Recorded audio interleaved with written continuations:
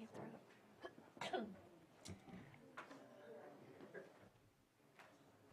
morning, Sheriff. Captain. Okay. Good morning and welcome to the September 26th, 2023 Board of Supervisors for the County of Lake. Call this meeting to order, and we will begin with a moment of silence. Supervisor Spatier. So I know I've spoken about this before, but I will keep speaking on it as it continues to happen. We've had a couple vehicular incidents where lives were lost. That really, it's an unfortunate situation that we keep seeing again and again. We are doing some work to try to resolve some of our street issues and our highway issues, but meanwhile we all play a role and how safe our streets and our highways are, and just please slow down, leave earlier, be mindful of your surroundings. This really impacts families in a very horrible way, friends, family, colleagues, coworkers. It just has a massive ripple effect throughout our community, and it impacts us all. Also impacts us in the way that we see our security while we're out and about in our communities. So please do your part. If you happen to drive a public vehicle, do your part in leading by example as well. It's important that we set the right example for everyone else to follow, and I hope that we can all be a little bit more mindful so we can reduce these deaths. I believe last week I spoke about overdose deaths, and vehicular incidents of death, I believe, was our number 2, if not number 3, reason for deaths in our community. So I want to hold everybody who's impacted by these losses in our thoughts and prayers, and have a moment of silence for those families and friends.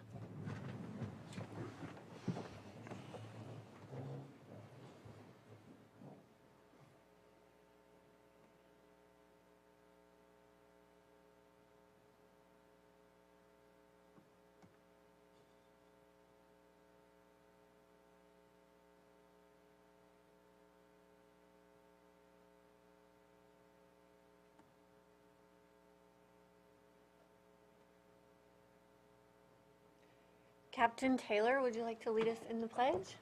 I pledge allegiance to the flag of the United States of America and to the republic for which it stands, one nation, under God, indivisible, with liberty and justice for all.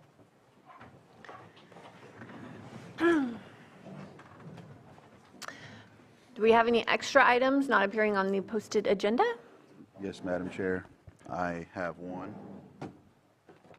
So the reason why I feel this item could be considered for an extra item is due to the meeting that we had yesterday with the CPUC, discussing some of what will be in the extra item.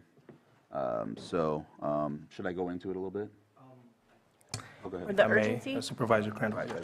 So for purposes of whether or not the board would take up this item as an extra item, this particular item came to the attention of staff and board members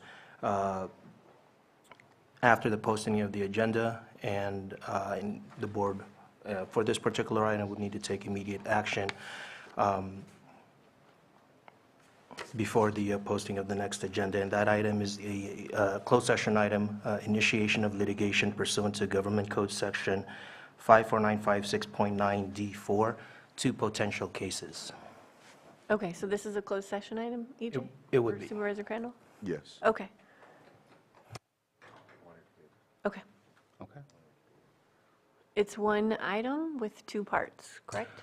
One item in reference to 2 potential cases. Mm-hmm. Okay. Any comments from the board? No. Any comments from the public? You can make a motion, correct? Correct. Madam Madam Chair, I'd like to move to accept the extra agenda item. Second. All in favor? Aye. Aye. Opposed? Okay, we'll get to that later this afternoon. And we will move on to the consent agenda. We have any items that anyone wishes to pull? Yes, I'd like to pull item 5.2. 5.2. Okay, do the public have any items they wish to pull? Not seeing any, so I will bring it back to the board for action. Madam Chair, I move to approve the consent agenda with the exception of 5.2. Second. All in favor? Aye. Opposed? Okay, motion passes. Okay,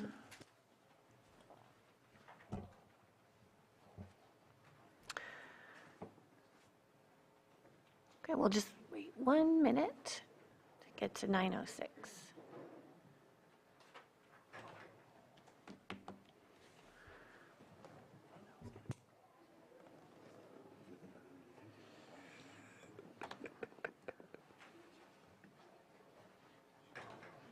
Okay, it's 9:06 a.m. We will do our 6.1 item, public input. Do we have anyone in the chambers with public input? And animal control, we don't have you on our agenda, so if you want to do your presentation at this time, you can go ahead. Good morning. I'm Officer Guard with Animal Control. This is Sammy. He's a lab terrier mix. He's 1 year old. He does do commands. Sit. No. Made a fool out of There you go. Under pressure. Sit. Good boy. Good boy. But his previous owner is deceased, passed away, but he was working with him, training him. He will go on a harness, but he likes to pull you when he's on the harness. You know what I mean? We haven't got him trained on it yet, but he's really good on the leash, really good with other animals, not aggressive at all.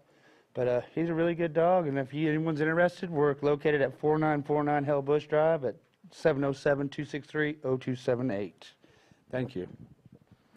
Hey, thank you. And do we have anyone else in the chambers of public input or in the Zoom room? I'm not seeing any hands up, so we'll close public input, and we will take up item 7.2. Are we ready for that? Okay, consideration of and direction to staff to develop video in support of October 5th presentation of the Lake County Board of Supervisors, Supervisor Crandall. Yes. So, is there anything? Just briefly, if I may, the subject matter of the item should be corrected to consideration of and direction to staff to develop video in support of October 5 presentation to the Russian River Water Forum, to make it consistent with the recommended action that's laid out in the memo. Okay, thank you. So I'm not sure, a lot of folks would probably have been following the agenda and seeing that we've been attending the Russian River Water Forum, which is basically another version of the Potter Valley Two Basin Solution. So we meet with different folks along the Russian River water basin and determining just different discussions and topics about plans for the future in regards to Lake Pillsbury and Scott Dam with the recent application to FERC from PG&E. So with that, they've given us the opportunity to conduct a presentation along with Lake Pillsbury Alliance, and so we're looking to conduct a video to basically emphasize how important Lake Pillsbury is for water, for fire mitigation, and for a myriad of other things as well, like the actual beauty of the area and the survival of the fish. I know that there's a lot of discussion about it, but we also have our thoughts as well. And so giving the community and ourselves a chance to actually talk about what will truly, how it really will affect, in our opinion, once this takes place with water. I know that there's a lot of thoughts that, you know, it's going to be better, but we're really not, I don't feel like there's a lot of planning or even solutions to it. It's just, let's take the dam down. So we want to emphasize our point of view. Supervisor Spatier. Yeah, so this is actually a really great opportunity. Supervisor Crandall and I were meeting with the Russian River Forum leadership, asking us questions of helping them accomplish their goals. I want to say and publicly state, Supervisor Crandall spoke very eloquently about how that was not our shared goal with the Russian River Forum. And so we requested that finally, for once, that Lake County be able to do a presentation with Lake Pillsbury Alliance, as Lake Pillsbury Alliance has never had the opportunity to speak on the agenda and discuss why it is that they are against the dam coming down, and we have never been given the opportunity to do the same. And a presentation is one way of approaching this, which will happen from both the Lake Pillsbury Alliance as well as both of us supervisors. But having a video to really shine a light on the area, we believe that a large portion of the Russian River Forum has probably never been to Lake Pillsbury. It's out of the way. If you've never been there, you don't understand exactly what you're looking to impact or what exactly like the grandeur of the lake and the amount of water that's there and its impact as it goes downstream. So we feel that with our videographer that we have a skill set here that we can really use and take advantage of to really put a really good example in front of people and show them this is what you're looking to destroy. And so the video, obviously, as Supervisor Crandall mentioned, covers fire mitigation, the ecology and its impacts that it will have there, as well as some other interviews with some key folks, just like the forestry department and things like that, our fire district that's up there as well. So I think this video is a good idea for us to do what we can, show it off at the Russian River Forum, and then be able to also utilize that and use that as a way to advertise our position on this Lake Pillsbury situation. So it'll be public, Yes. and will it be on our county YouTube channel? Yeah, Or we could we can get- access it? Yeah. Okay, We think that after we do the presentation, that's when Sure. it should go public. But we needed your approval since we're making a pretty loud statement, and just the both of us making that video with the statement was not enough. okay. So it will be for the October 5th meeting? Did you want to show it here before, or you just want the direction to make the video for the, Yeah. it's fine. either Yeah, way. we figured that we would show it to them, and then, yeah, because they really are asking what we're going to present. And that's the thing that's frustrating, is in these Russian River Water Forum, Patrick Sullivan was in one and started asking questions, and they're like, well, we're not talking about that right now, and this is the situation, but yet they can sit there and talk about like underwater basket weaving, and then it's okay. So that's why we really want to give our side and do it in a way that they're seeing it for the first time. There's a lot of actions that this group and others take where we meet with them, and then all of a sudden a Press Democrat article comes out during the meeting, and so that's even just more evident why we're just the checkbox. And so we really just want to emphasize, what's empirical rather than these different entities writing letters to them or whoever, explaining their point of view and why it's the facts or whatever, and it's really not. Okay. Supervisor Green? Yeah, thank you. I certainly support the idea that we articulate as best we can the positions we've taken as a board. Don't want it to come out, and certainly the Lake Pillsbury folks do need a voice, and I appreciate this. But the audience, the Russian River Water Forum, I'm not directly involved like you guys are, but there's no indication at this point that they give one whit what's happening up in Lake Pillsbury. They're all focused on this new proposal with the dam downstream and what they propose to do for fish diversion and stuff like that. There's already property negotiations going on between Mendo and Sonoma and PG&E on that fact.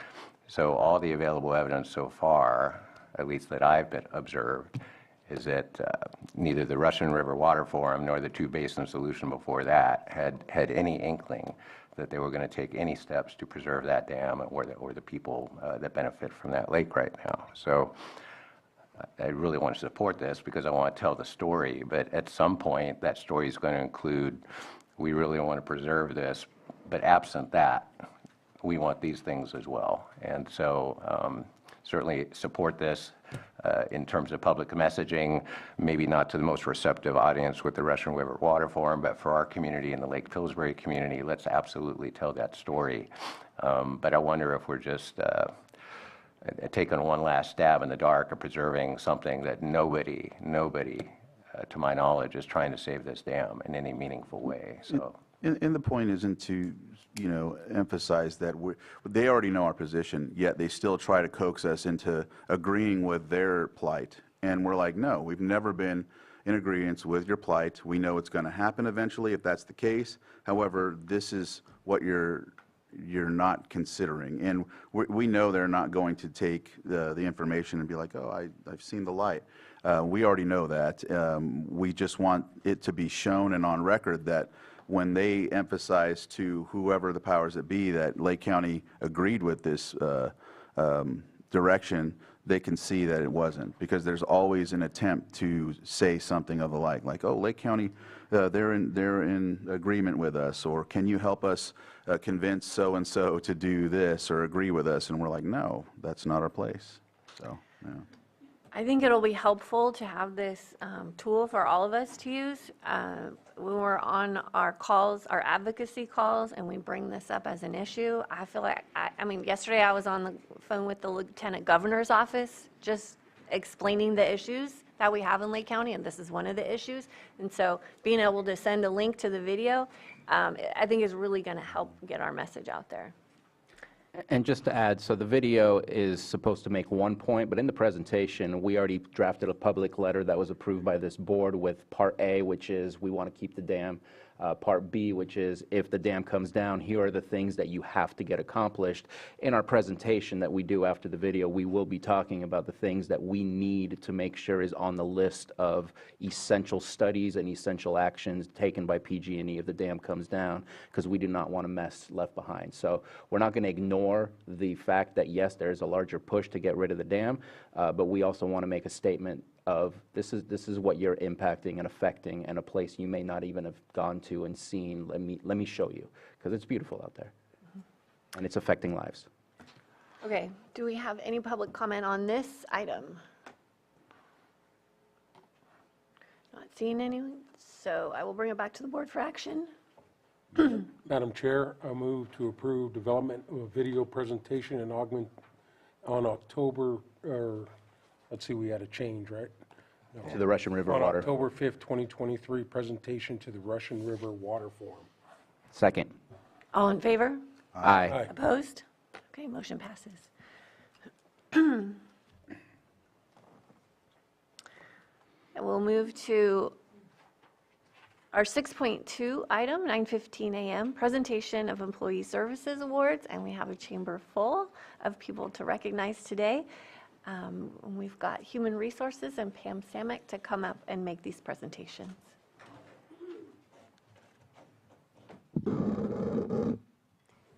Good morning, Pam Samick, HR Director. Today is our semi-annual time to celebrate our Employee Service Awards. We start at 5-year increments and go every 5 years thereafter. We've got a lot of service awards this time around. We'll call up each department to help celebrate their employees. And our first department is the Agricultural Commissioner.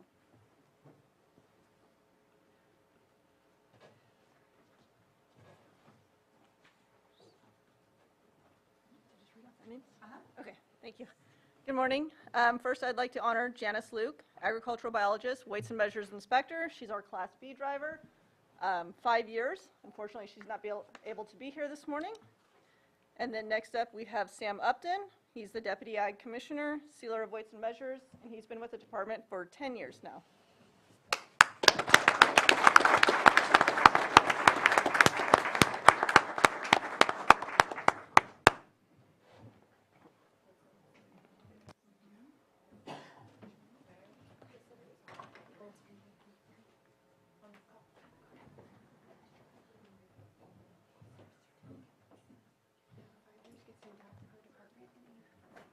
Sorry, we're pulling up the slide presentation. Give us 2 seconds for. Do I click on, do I make it the presentation and then click on it? Presentation, then share. I don't know. Nope, that wasn't it.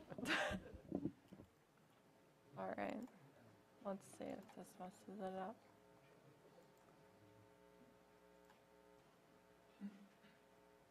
not work?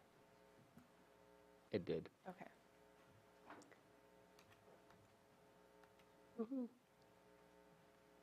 All right. Next up, Assessor Recorder, who is going to join us via Zoom.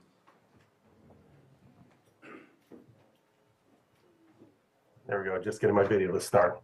So first up is Jamie Lee. She's a DR2 and she's been with us for 5 years and great person. We're so happy to have her. Congratulations.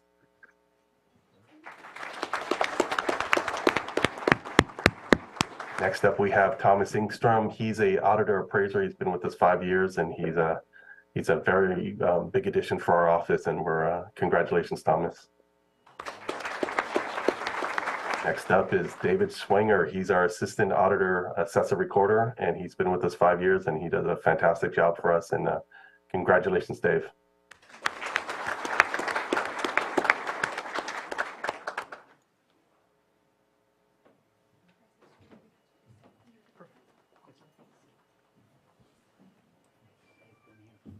Next, Behavioral Health.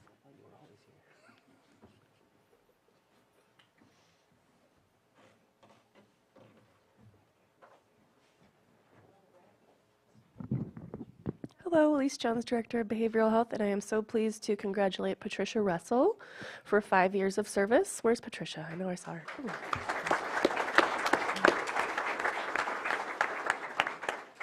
Thank you. Jamie Thomas, I don't believe she could be here this morning. She's running all the medication appointments for our clients receiving psychiatric services, so thank you, Jamie, for your 5 years of service. We also have Miss Susanna Wright with 5 years of service, and I watched her grow from actually an office assistant into, she's a therapist now, so congratulations, Susanna.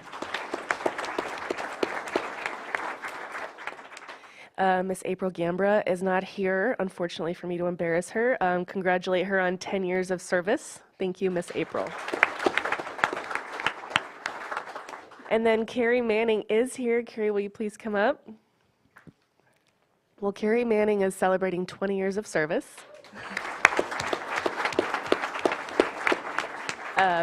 She's presently a team leader, actually a supervisor for our Mental Health Services Act, so all of our wonderful peer support centers around the lake, the 4 of them that we operate, she oversees in addition to many, many other functions. If there's a public event, chances are you're seeing Carrie there. Thank you so much to our staff.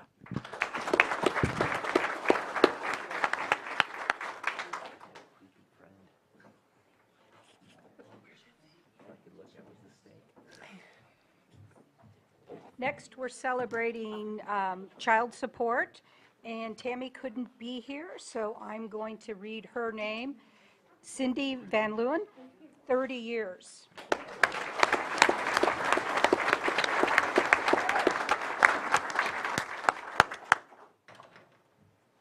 Next is community development.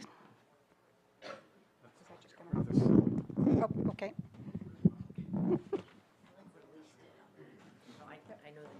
Okay.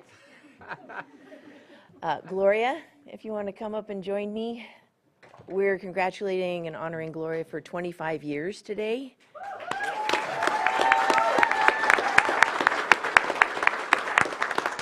So as our department sort of was emerging from a period of tumult, Gloria was a strong stabilizing presence. I think that anybody who can spend her day in our budget day after day after day and retain a sense of humor is a remarkable member of our team. And we are enjoying her for the remainder of the year before she takes her well-earned retirement. So thank you, Gloria.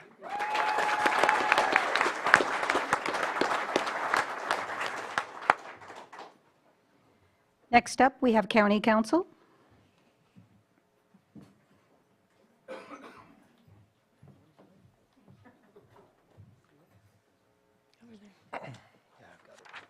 So we have 2. Start with Rick Ensley, service for 5 years in the county, and he is our risk analyst.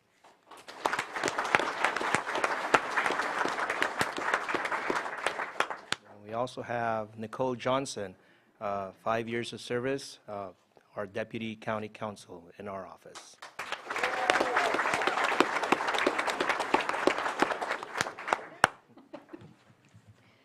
Next up, we have District Attorney.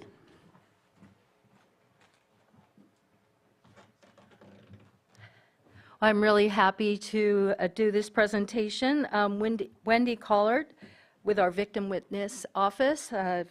She's a victim witness advocate for 2, and she is awesome. So great with witnesses and victims that have to appear in court. Miriam Herrera, a vet, our legal assistant, and she's been awesome stepping up to a big job with getting the charges, in-custody charges done so we can get them in court and get them arraigned. Scott, he's here too. And Scott Poma, he couldn't be here. He's a DA investigator. He's incredible in terms of getting leads, following up on leads so we can prosecute cases.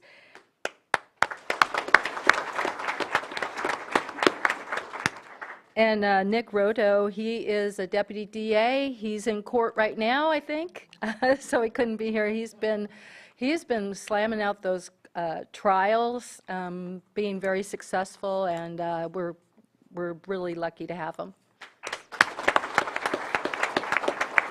So, thank you to all of our employees. They're fantastic. Thank you.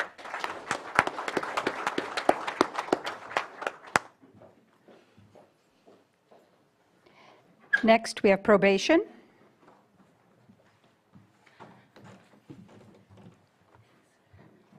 Good morning, I'm Wendy Monfranz, the Chief Probation Officer. This morning we are here to honor Senior Deputy Probation Officer Roberto Morfin for 10 years of service.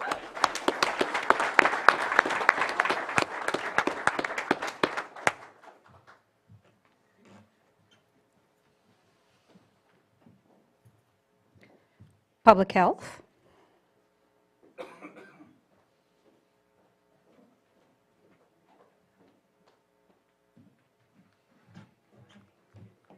Good morning and thank you. This morning we are here to celebrate and thank, sorry, I don't remember the order they were in. Celebrate Ashley Brown, a Senior Environmental Health Specialist.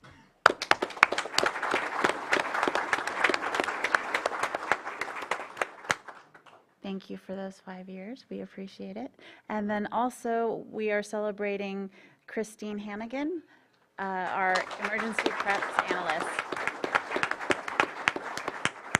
Also, thank you for the 5 years. And thank you to everyone.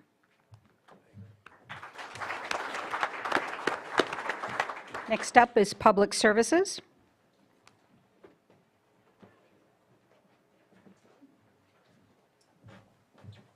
All right, good morning. Lars Ewing, Public Services Director. So a couple of Parks guys to celebrate. One who could not be here, Tyler Dore. He's the Parks Area Supervisor, 5 years.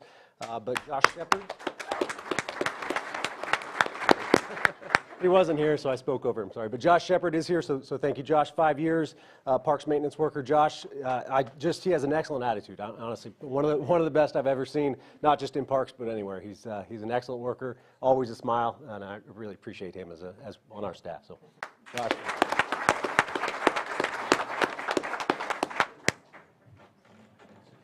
No, you did not. Public Works and Water Resources.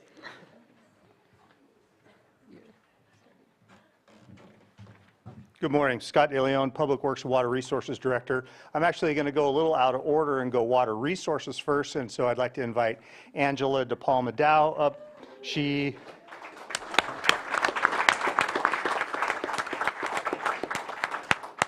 Angela is our, come up here, yeah. Angela is our Invasive Species Program Coordinator, and we're celebrating 5 years of service with Angela. So thank you very much.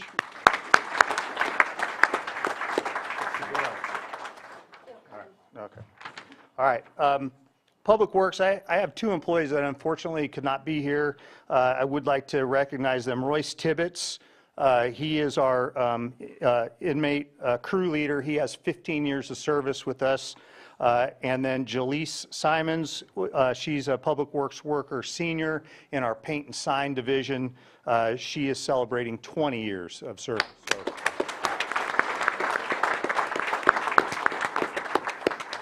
So I do have Jason Greider here. So Jason, come on up. Jason is our area supervisor out of the Lower Lake Yard.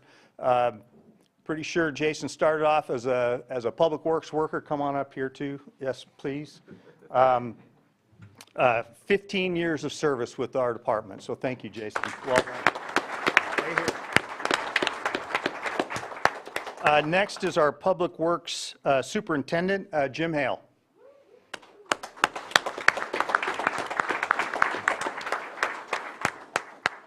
So Jim also started off with our department as a maintenance worker. 25 years of service, has worked his way through the ranks, and is our public works superintendent. So 25 years of service for Jim. Congratulations. So I just want to point out something. I was looking at the math here. Between the two individuals that I mentioned that unfortunately couldn't be here and these two gentlemen, we have 75 years of service between four folks. Just a remarkable feat by all four of them, and I'd like to congratulate and thank them for their dedication. Thank you.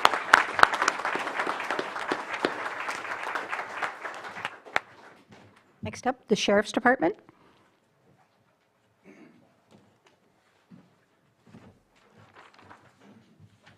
Thanks for finding that for me.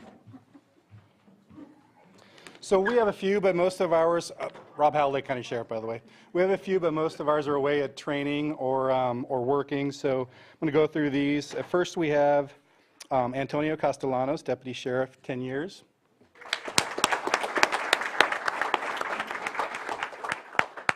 Daniel Wyatt, Deputy Sheriff 2, Corrections, 10 years.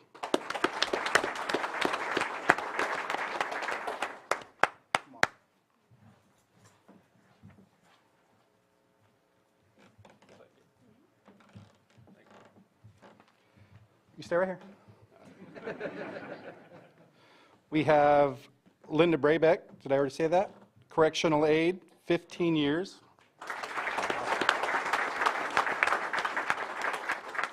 Stephen Wright, Deputy Sheriff 2, 15 years. And we have Lucas Bingham, Lieutenant, 25 years.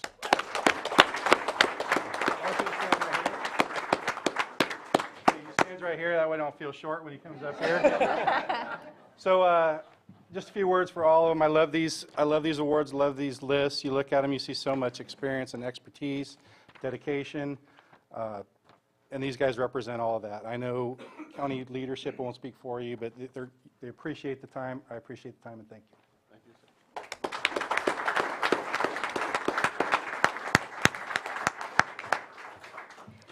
Next up, Social Services.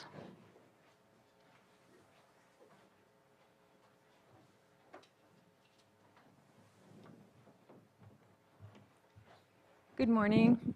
Crystal Marketan, Director of Social Services. Can you hear me? Okay. Okay, so I do not anticipate staff being here. It's a drive. So we will be celebrating staff at an internal all-staff later on this month. But I would like to start by just saying how much we appreciate staff who have been with us over time, and they really are the lifeblood of what we do for the community and just within the department. So we'll start with Regina Amaral, Eligibility Specialist 2 for 5 years.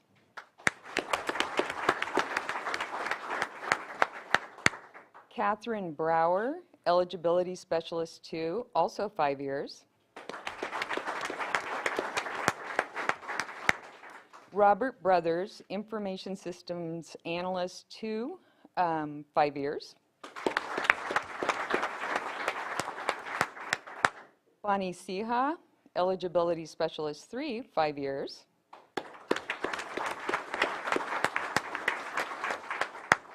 Shauna Gottschall, Eligibility Specialist 2, 5 years. Angela Matson, Eligibility Specialist 2, 5 years.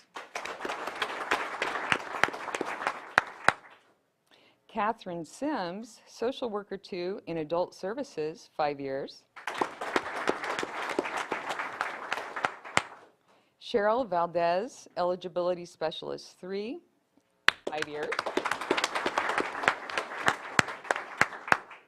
Angela Wynot, Child Welfare, Social Worker 3, 5 years.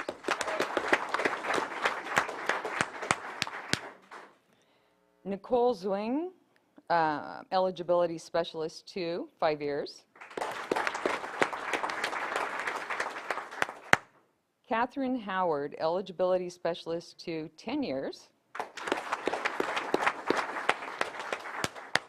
John Jaremka, Office Assistant 3, 10 years.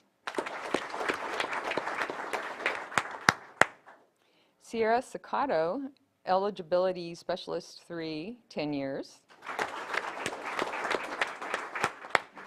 Thomas Swanson, Adult Services Social Worker Supervisor 1, 10 years.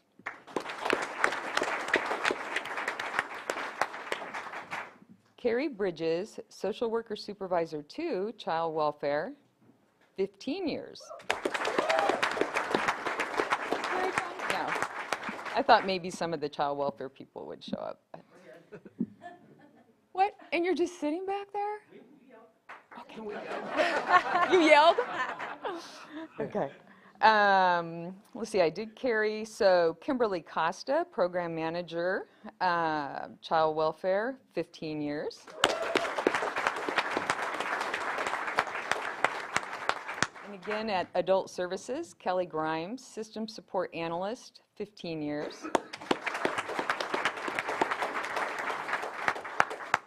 Jennifer Marshall, Staff Services Analyst 2 at Adult Services, 15 years. And finally, Georgiana Gigi McKee at Anderson Ranch, Staff Services Analyst 2, 15 years. I just want to say thank you so much to all of the staff. Thank you for those of you who came today. I appreciate it. They really are the lifeblood of what, we do. And, in the days of times of vacancy rates, I really just additionally want to say thank you to the staff who are hanging in there with us. So, thank you.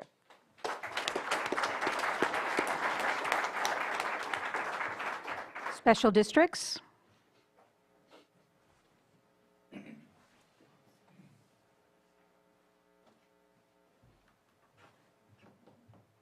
Good morning, Scott Harder, Special Districts Administrator. I'm not seeing any of my staff here today, but we are here to celebrate and recognize 3 of our staff who have been with us for a while. First is Daniel Miller, 5 years. He is our utility worker senior. Next is John Barrick, treatment plant operator. He's been with us for 10 years. And finally, Brian Cowdrey, treatment plant operator as well, has been with us for 20 years.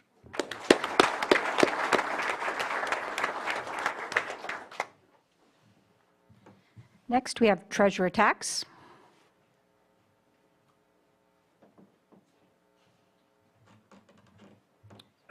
So Patrick Sullivan, treasurer tax collector. We're here today to recognize Greg Peters. So Greg, please come on up.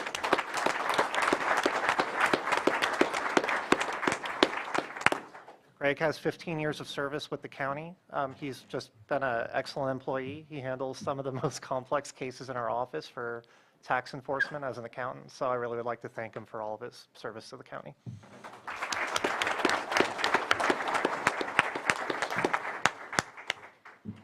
Next, we have our department heads. One of our newest department heads, Behavioral Health, Elise Jones, 5 years. Congratulations. Yes. And Lloyd, come on down. Lloyd Guintavano, County Council. 15 years. Thank you so much.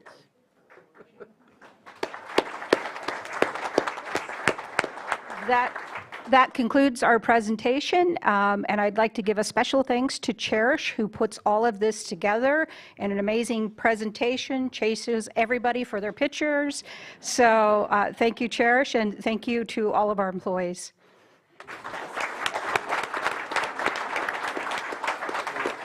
I want to, from the county, we provide services, and we provide excellent services to everybody that lives here. And we count on our employees to provide this excellent service, and this is you. These are the people that provide the services and keep everything running in the county. So thank you so much for all of your years of service. We appreciate you so very much. Anyone else? Yeah. Thank you for coming in today. Thank you, everybody.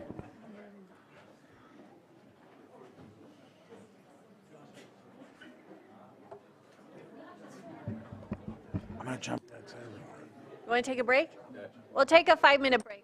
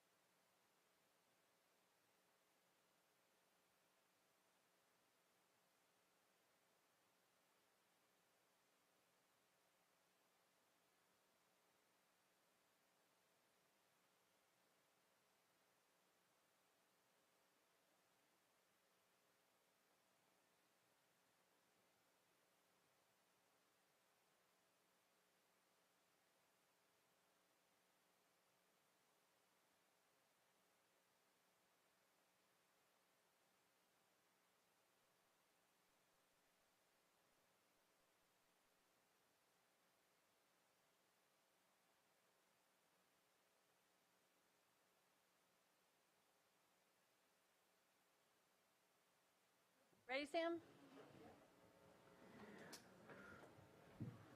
Okay, welcome back.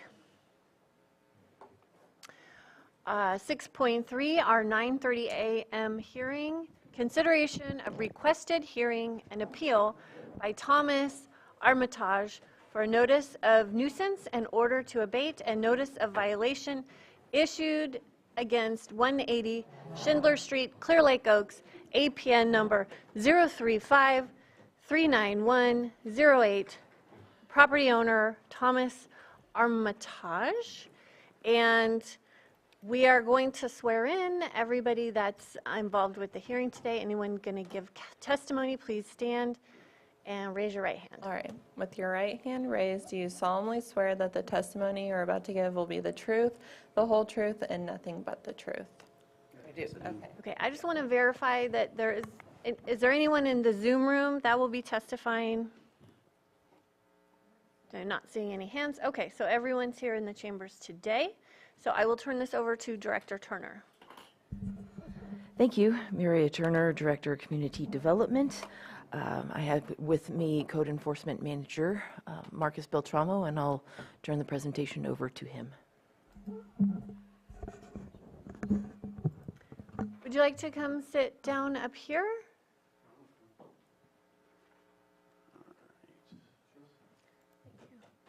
And so they will give their testimony, and then we will pass it over to you for your turn.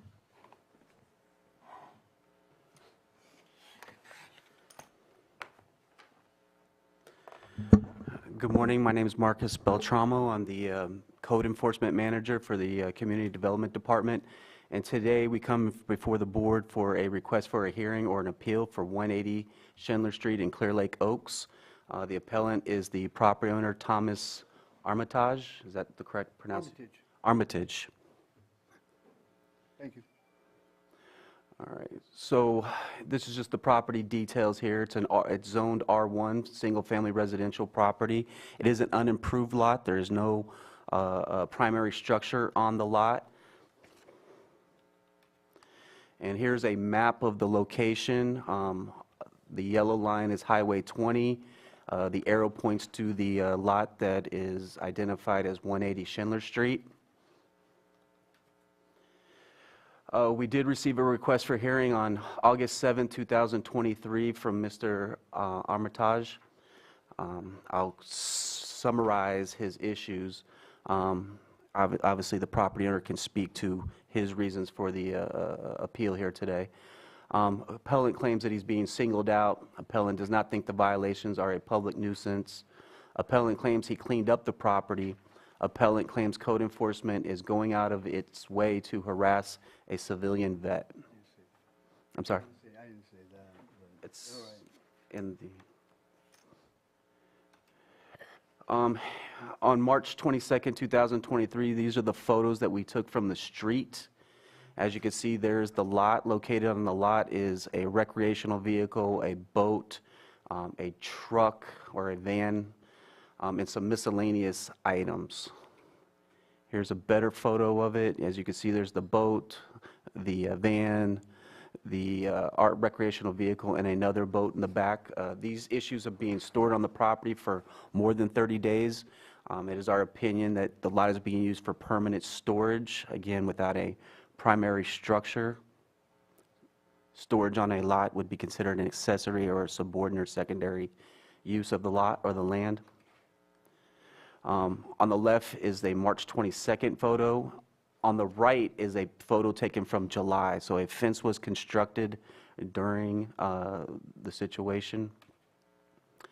These photos are taken from a side lot, which we were given permission to access, and these photos just evidence that the recreational vehicle, behind the truck there you can see the van, and right the boat. You can see they've been there since March. This photo was taken in July.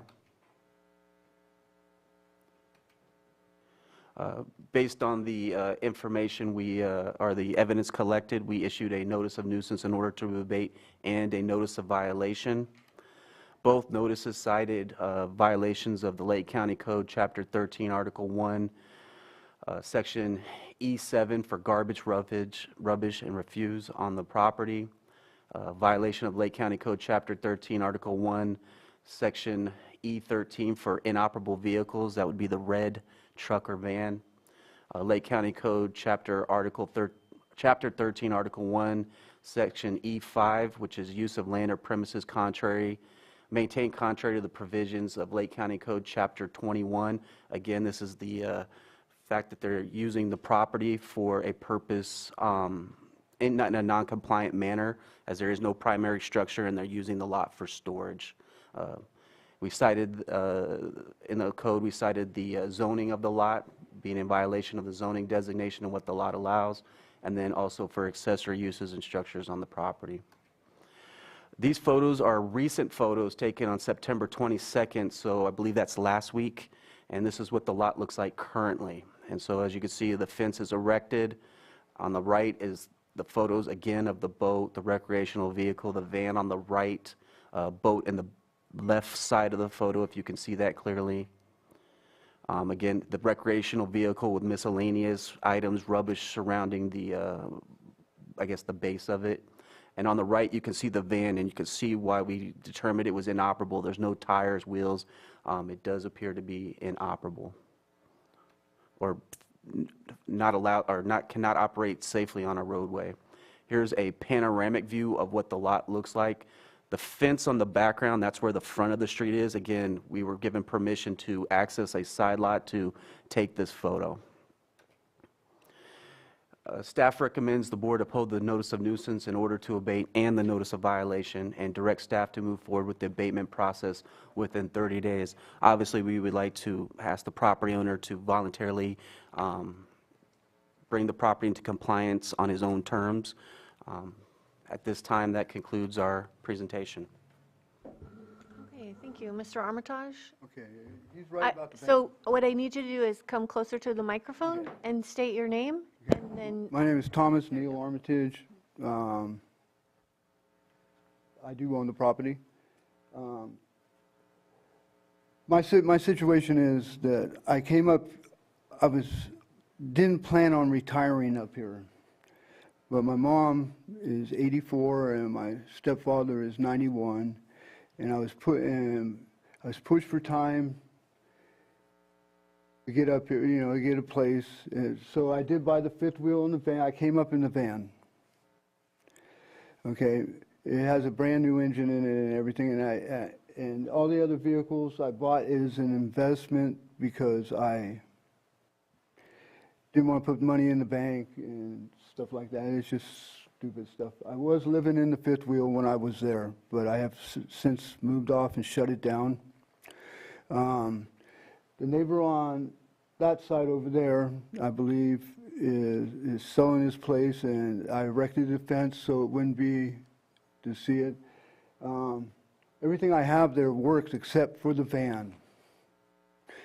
You know, and the reason I haven't got rid of the van is because it has a brand new engine in it, and I just bought a '74 Chevy pickup truck, and I want the engine for it, and then I'll get rid of it.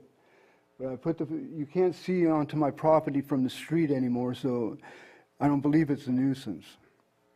And yes, I'm storing those things on there, but they're all operable, and they're my money. You know, that's you know how times are tough here now. Everybody, you know, living behind stores and stuff like that, and at least I'm trying to do my best to do anything. And I cleaned up the lot of all the other stuff that's laying around, except for that chair right there, that's still there. But I cleaned it up.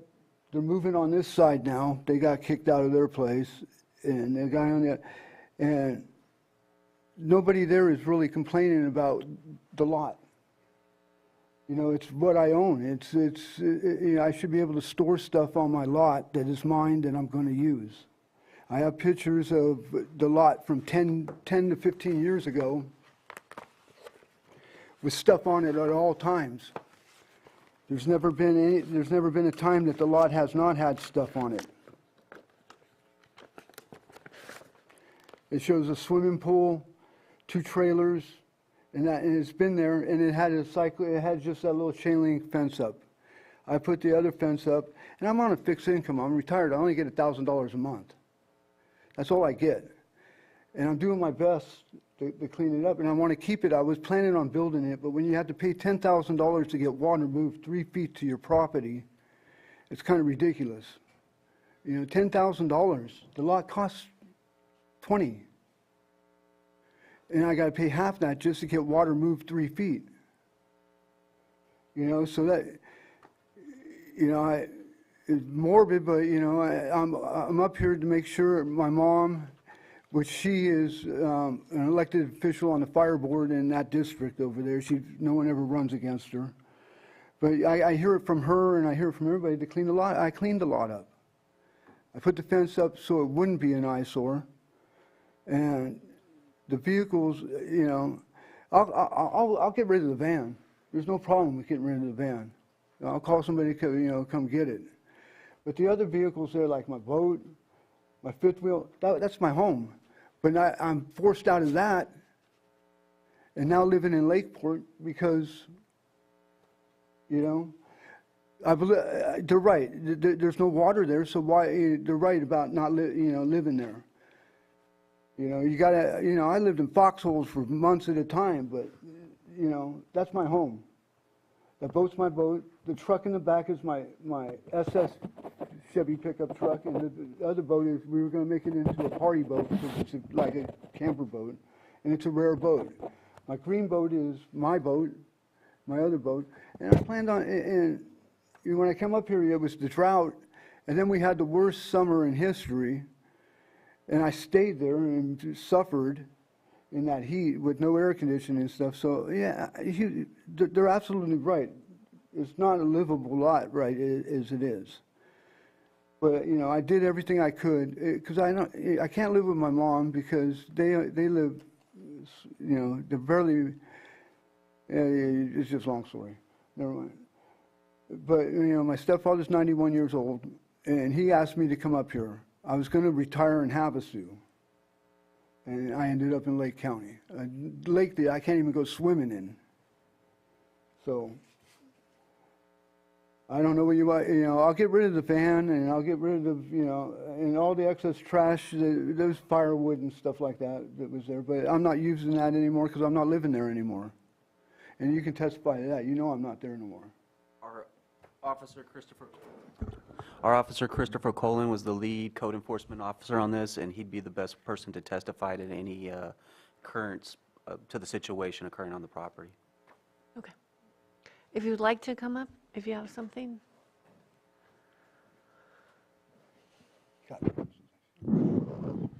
My name is Christopher Colin. I'm code enforcement officer with the County of Lake. I don't have any factual knowledge that Mr. Armitage is or is not living there, but I have not seen him there. I've seen evidence of comings and goings, but it is his property, so that is his right. He has claimed that he does live in Lakeport for some time now. Yeah, so that you know, I got you know, I don't want to be a rat on people and stuff like that, but I got all pictures of property everywhere in this county of people living on their property that have no water hookup. And I have a building across the street from me. That was erected, a commercial building that was erected that has a fence around it without no permits. But yet they were able to get, because they have money or an income and can afford the water, they can build. I can afford to build. I can't afford the water and build at the same time. And I had to wait another year to get more money saved back up. I come up here with I got the building materials on the lot for the roof and everything. I've been looking at getting you know, the tiny homes and stuff like that. But the water is the killer situation here. If I can get the 10 grand to do, and I looked into Habitat for Humanity and stuff like that to see how they can help vets get water on the property. Well, Clear Lake Oaks, for some reason, is the only place in the world that you got to pay 10 grand to get water, and you got to be put on a list, like a lottery. So, you know, I might as well go to the casino and gamble. That's how that is. But I'll abide by whatever the county says. You know, but You know, I also homesteaded the property. So you guys gonna do what you're gonna do. And I'm not one to, you know, so you can't be living here. I said, okay, so I'm not living there, you know. But that was my home. You know, I planned on that being my home. I still do plan on being in my home because, you know, as soon as I get the money for the water, I'm going to get it put in. But how many of you got 10 grand just laying around to put water in? Not many. But as I say, you know, the black and white pictures here are of Schindler Street from 2021, 2018, 2019, of all having vehicles, not structures, but trailers. At one time, I believe there was like 5 or 6 trailers on that lot. Mr. Armitage, do you understand that unimproved lots can't be used for storage per our county? But those are what, that's my money.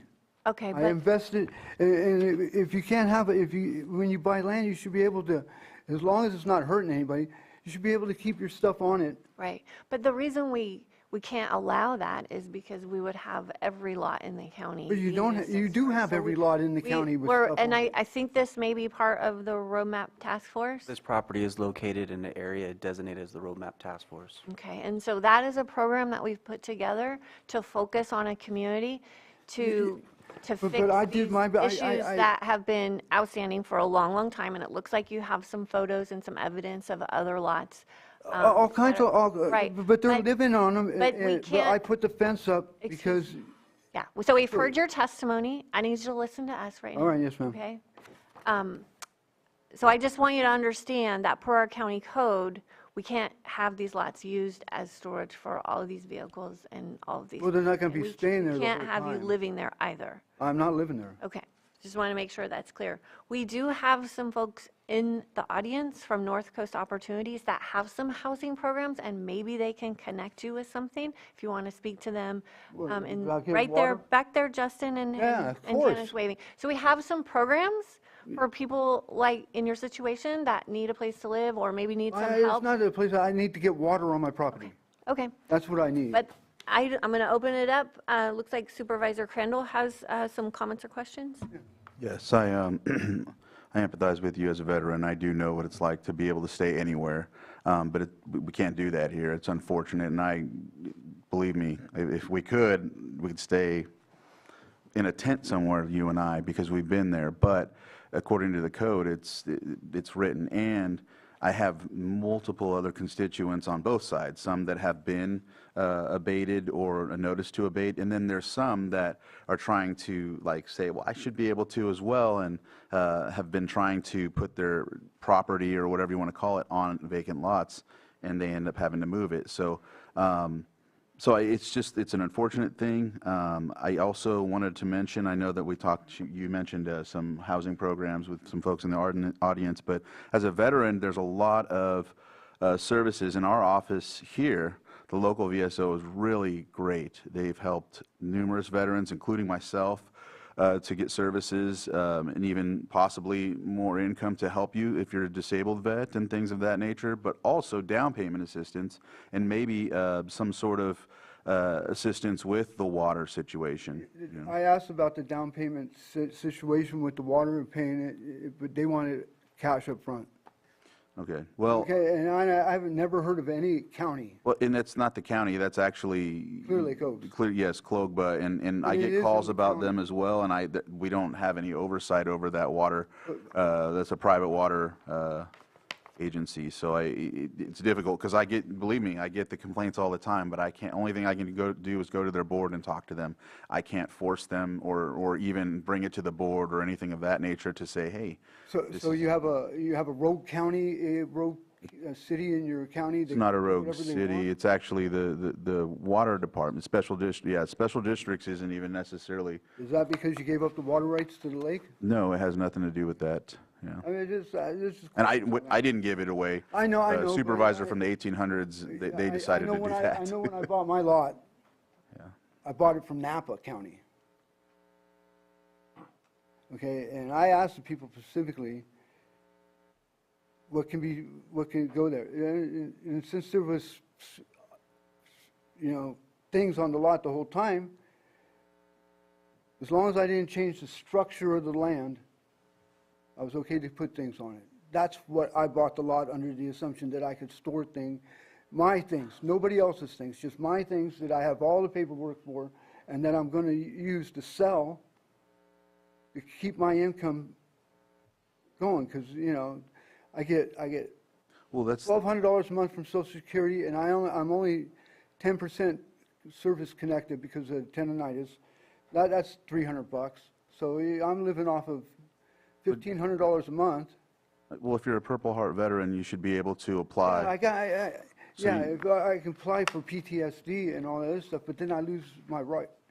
It's a long story. I'm just telling you that maybe you should go and touch yeah. base with them. They might be able to get you some more help, even with the water situation and Yeah. some sort of building for homes, down payment I went assistance there or replace whatever. I went there replace it. They said about the water, like Habitat for Humanity, this and that, and they can help. But we're talking 2-3 years down the line, and my mom's. As soon as my mom, which I hope doesn't, it's going to happen eventually. It eventually happens to everybody. Then I have no reason to be up here anymore, and I'll sell everything I got, because I got property in Pinedale too, and I got another piece of property in Clear Lake Oaks across the street from her. We're here about this abatement I know. and nuisance, so I don't know. And I understand that, and I'm just bringing up that I'm urging you to go and see. I'm going to go see these people. Yes, I will. Okay.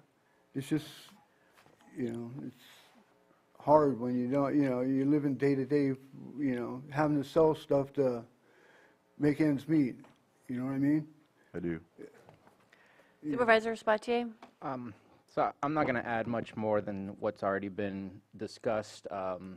Just I'll add that when you buy a property, yes, it's your property, but you're within a community, and we need to make sure that we hold up a standard within the community that you're in. Having a parking lot next to a residence is not a standard that is in our zoning, and it's not a standard that I think I want to change to.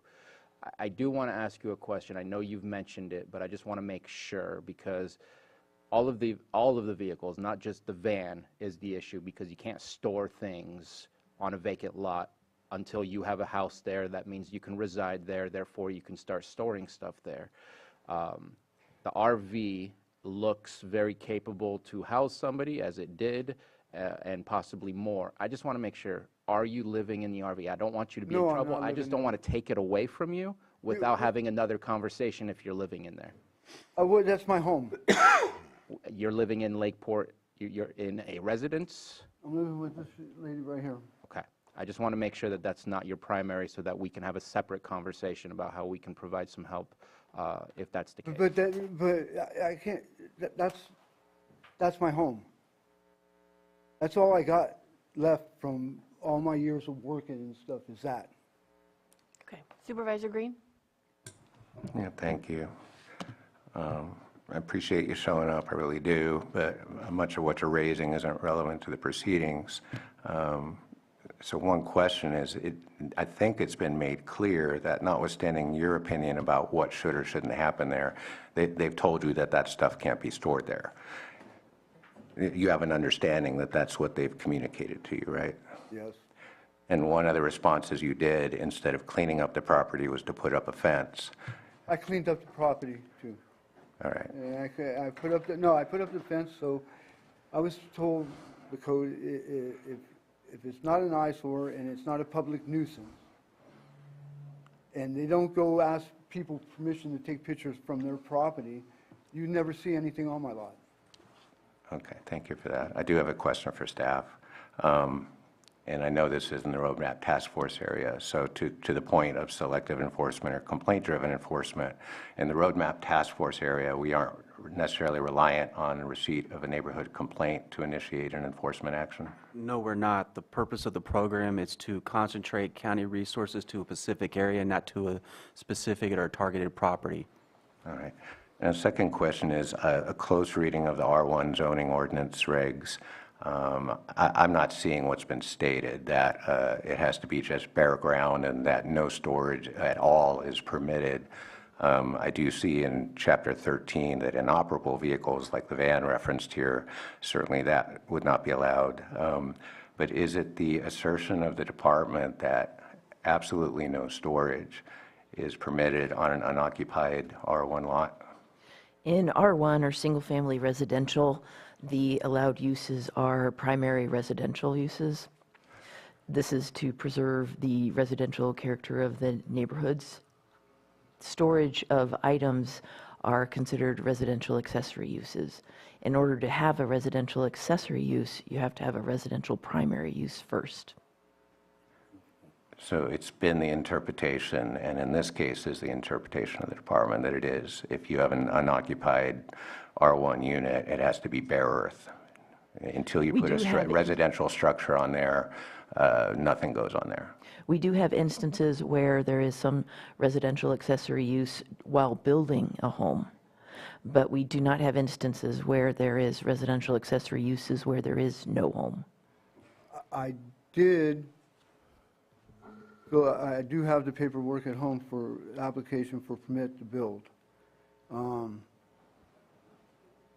Once you get that permit signed, then it kind of changes, because then you can. Well, I have it filled out already, but it's a homeowner builder one, and I wanted to make sure I had enough funds at first to move forward with what I'm doing, and the water is the issue. You know, I can either put $10,000 in materials and build it, because I've been in construction all my life. I can either put the money into materials, and I bought what materials I could when I first came up here, with every intention of building on that property. This is a nice piece of property. And, you know, we had the hottest summer, then the crazy winter with all the snow and everything. I know, we've heard what you said. Okay, well, there's no more I can add then, because I do plan on I just building. want to open it up to Officer Colin if there's any further information that you want to bring forward. Yes, I just wanted to add on the subject of the roadmap task force area, although this property is in that area and subject to proactive enforcement, this case was actually complaint driven from a resident across the creek. Okay, thank you so much. Amy from... Okay, so I'm going to close the testimony part of this hearing and bring it to the board for deliberation. Supervisor Spatier. I would just say there's opportunities. Don't let those opportunities go. I think that Supervisor Crandall expressed those opportunities very acutely, and I would definitely follow up on those. If you do not have contact information for any of the VA programs that you can benefit from to get this thing going, please get that contact information before you leave. And I think there's a way out of this. You have the opportunity, you have the application for the permit to build. All of those things put together, I think you can make this a better situation for yourself. What I've been trying to do. Okay, Supervisor Green. Thank you, and we're going to vote on this shortly, but I do think there is a room for education that could precede enforcement. We have so many properties in this county. You know, I could be sitting there if I had made a choice to buy a lot, have plans, not understand all of the zoning regulations, including the fact that property you own, bought and paid for, that you can't put anything on there until you've started to develop it in conformance with the zoning regulations. I do have empathy, but I do think it's been clearly communicated that it's not a permitted use. And so we're going to move ahead with this enforcement action. I'm just wondering about how many other people might be in similar situations, just unaware of the regulations that might apply to them, and what type of outreach we can do. But that's a different subject for a different day. We're here on this appeal. I think there's, it's the responsibility of the landowner to know their zoning and know what's allowed, and the people at community development at the counter are very, very helpful with figuring those things out. So anything further, Supervisor Crandall? I was just, whenever we're ready to make the motion, it's in my district, so. Okay, so here we go. I will motion to uphold the notice of nuisance in order to abate and direct staff to move forward with the abatement process within 30 days if the violations are not abated by the property owner. Second. All in favor? Aye. Opposed? Okay, motion passes. Is that it? That's it.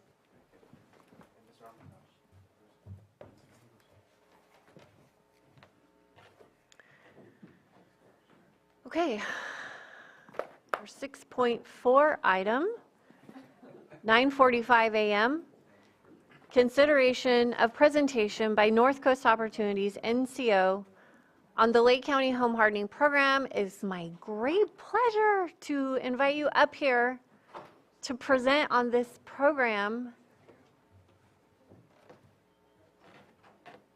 that will fundamentally change one of our communities as a pilot and hopefully spread beyond the rest of our county. So come on up and have a seat, and maybe sit on this side. Marcus is helping us out with our tech this morning. Oops. Takes a village. Sorry. Thank you, Marcus.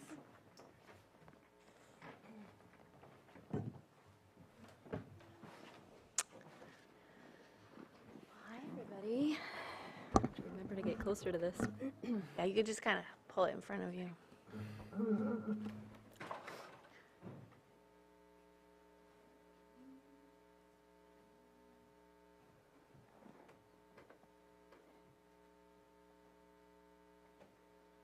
Well, she's getting set up. My name is Dana Fernway. I'm the program manager for the California Wildfire Mitigation Program, also known as the Home Hardening Grant.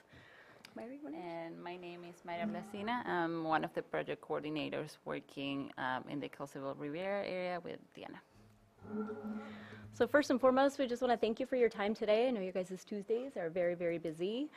The county has been just a tremendous partner with this project. We definitely would not have been able to get to this point without pretty much everybody's support. Big shout out to Jessica Paiska for helping us from the grant writing process and the support all the way through. Also would like to thank Terry Logston, Mariah Turner, the planning department. Just everyone has been just a tremendous support. So thank you. All right, next slide.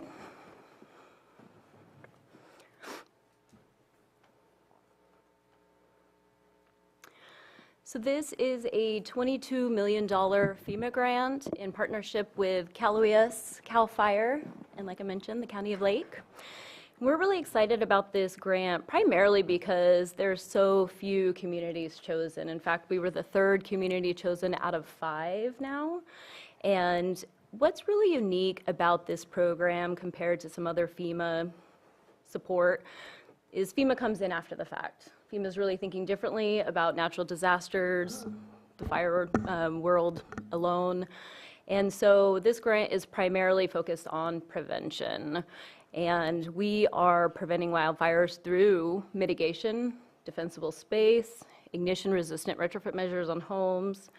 And this really exciting pilot program is condensed down into the Kelseyville Riviera Association.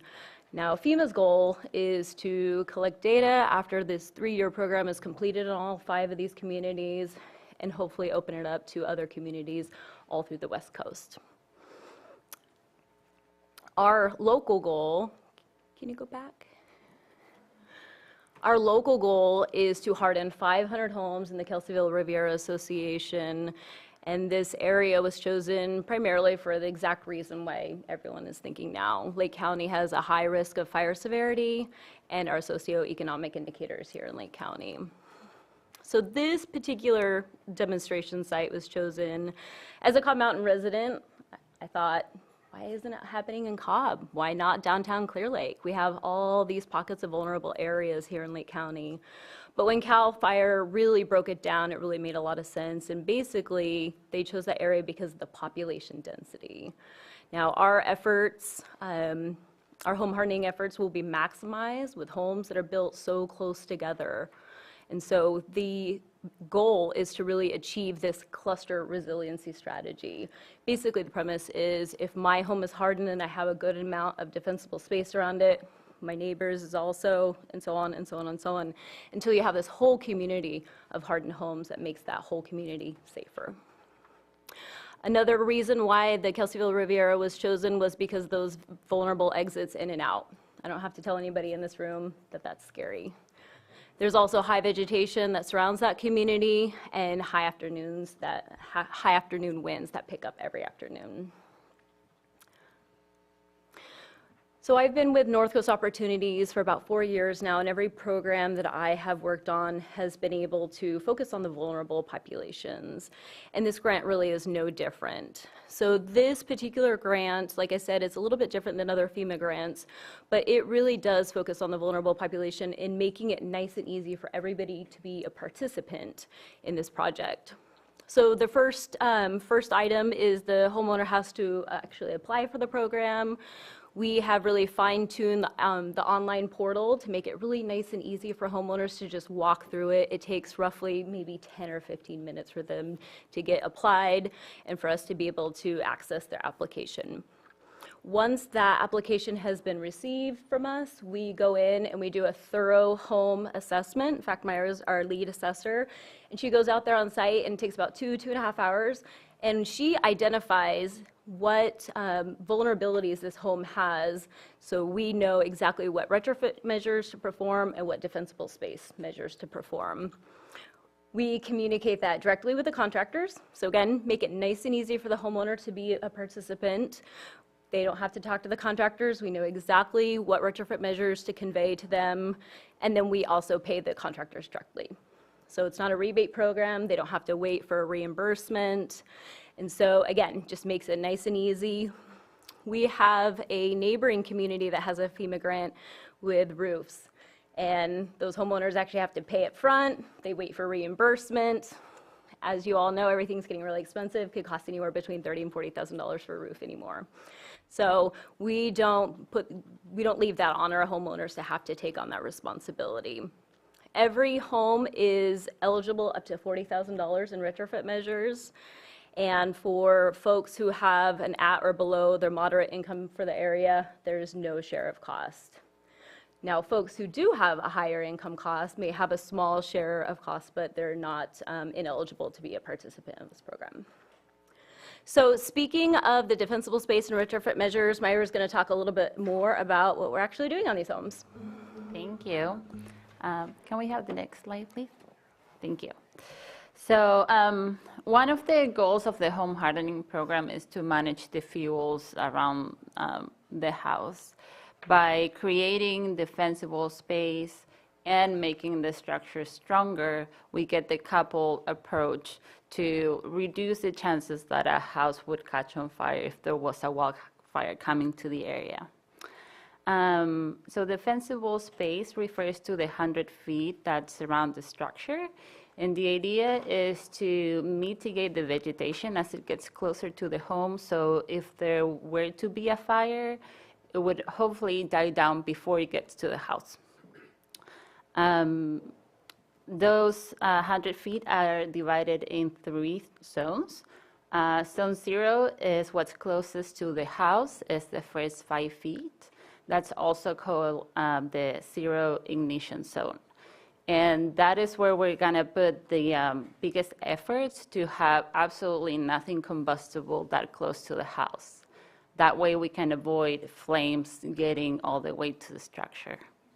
And then we have Zone 1, which is the following 30 feet, and Zone 2 that goes from 30 to 100 feet. In that area, we're going to really be looking at the vegetation and try to break it up so that if something catches on fire, it doesn't have continuity to go, again, all the way up to the home. Can I have the next slide, please? And then we have here a few of the home hardening retrofit measures. I want to mention that 90% of the home fires start by embers. So there is some measures that are specifically to protect the home from embers, and some others that go above and beyond, and they want to harden for flames. All the homes in this program are going to be hardened for embers, and then they're going to be evaluated. If we're not able to mitigate the fuels coming up to the home, then we're going to do a harder effort, and we're going to do some other retrofits to protect for flames.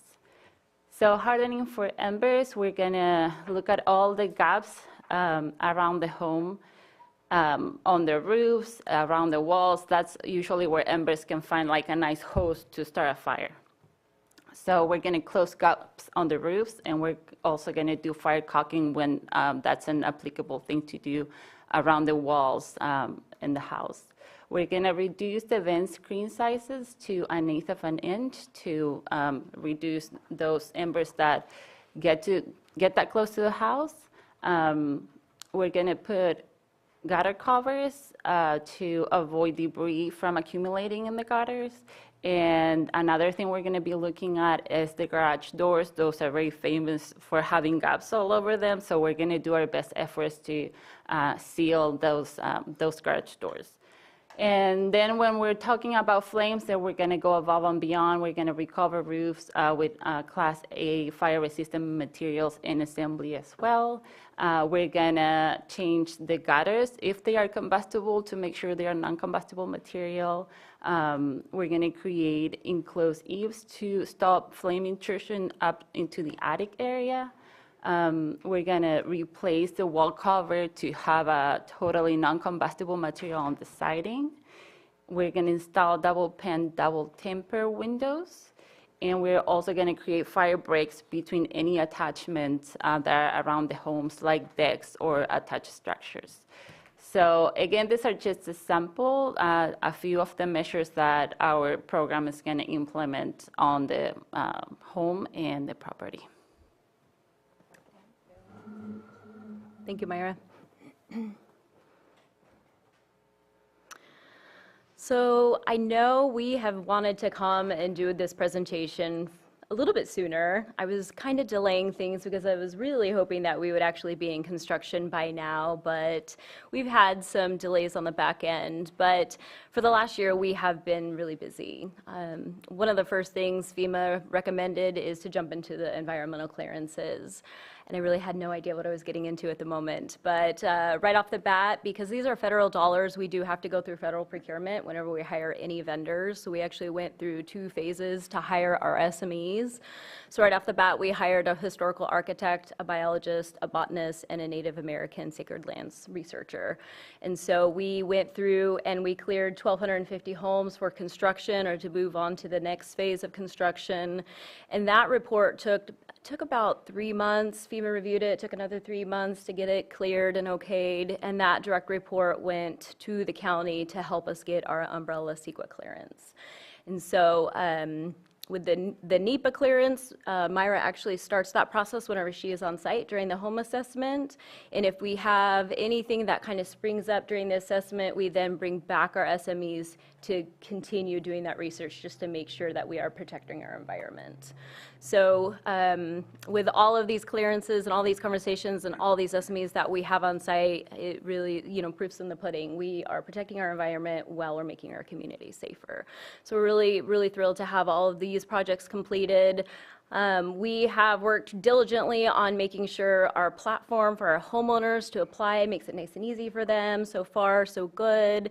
We opened up the portal to 15 homeowners just so we could go through that training, make sure it was nice and easy for the homeowners, and we're ready to move forward with that. Myra has actually completed assessments on all 15 homeowners through this application process. We've done Q&A with CAL FIRE just to make sure that that assessment is really fine-tuned and ready to put together a scope of work for each home. And that's kind of where we're at with that process. We're putting together that scope of work so we can go out to bid to our contractors. This process sounds and looks really easy on paper, but from assessment to going out to bid, it could be anywhere between, roughly 20 hours per home. So it is quite the project. Speaking of contractors, we have gone out to federal procurement on 2 different occasions, and we are really excited to say we finally have a qualified pool of contractors, some local, some outside of the area. In fact, we have 5 General Bs and 7 C-27s, so we're really excited to get them into contract. We do plan on opening up federal procurement again, probably in the next 6 months or so we can even have even a bigger qualified pool. So anytime we open up federal procurement, we announce it on the website, on the radio, in the newspaper, so all of our contractors know exactly what the process is. Our goal is to have hammer swinging, hopefully in the next 60 days. Next slide.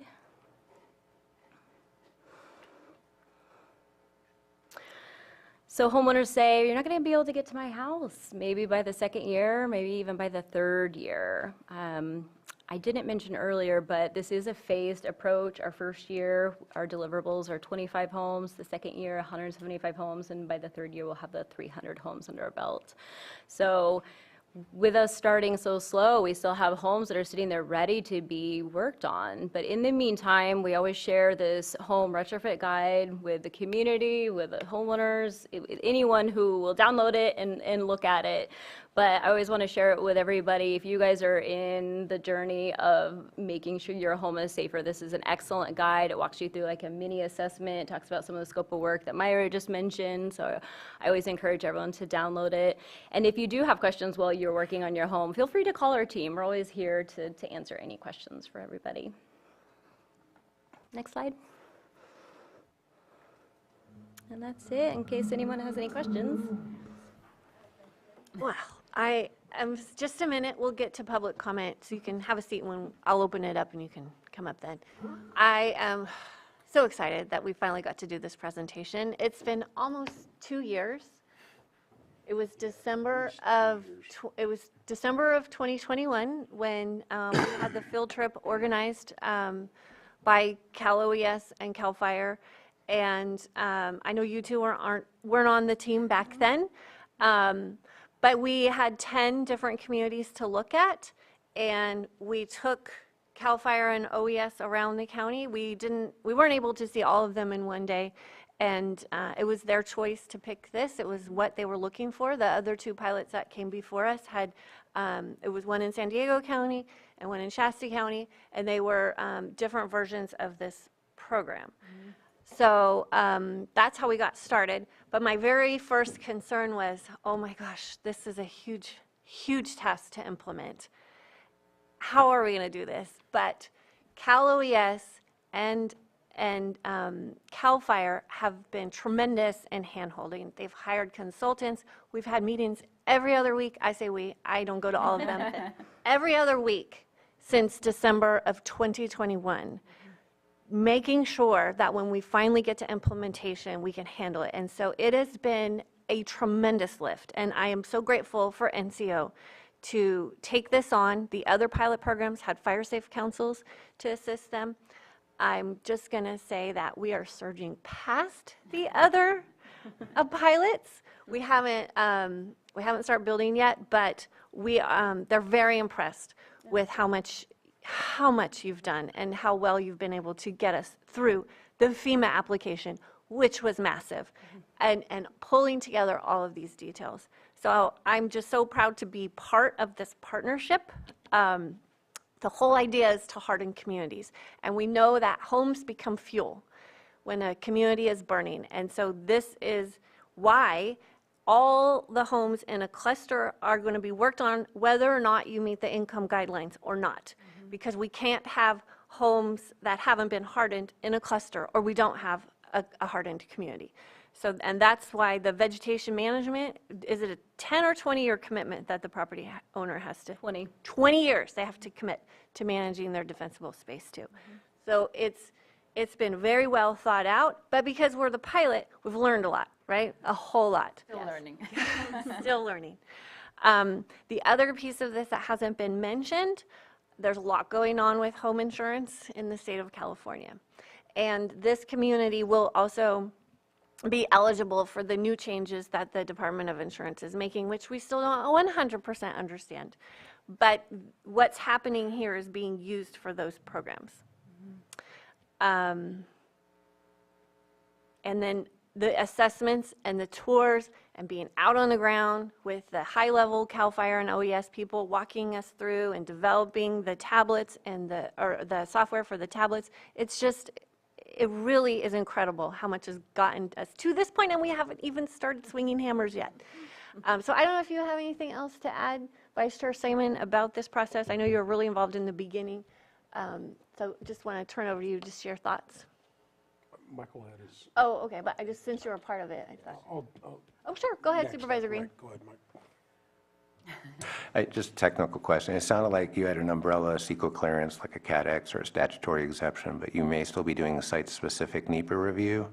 but this is kind of FEMA-driven. So is there an indication that a similar flexibility in the NEPA process will be forthcoming that would give you umbrella coverage and not force you to do that site-specific review? Not at this time.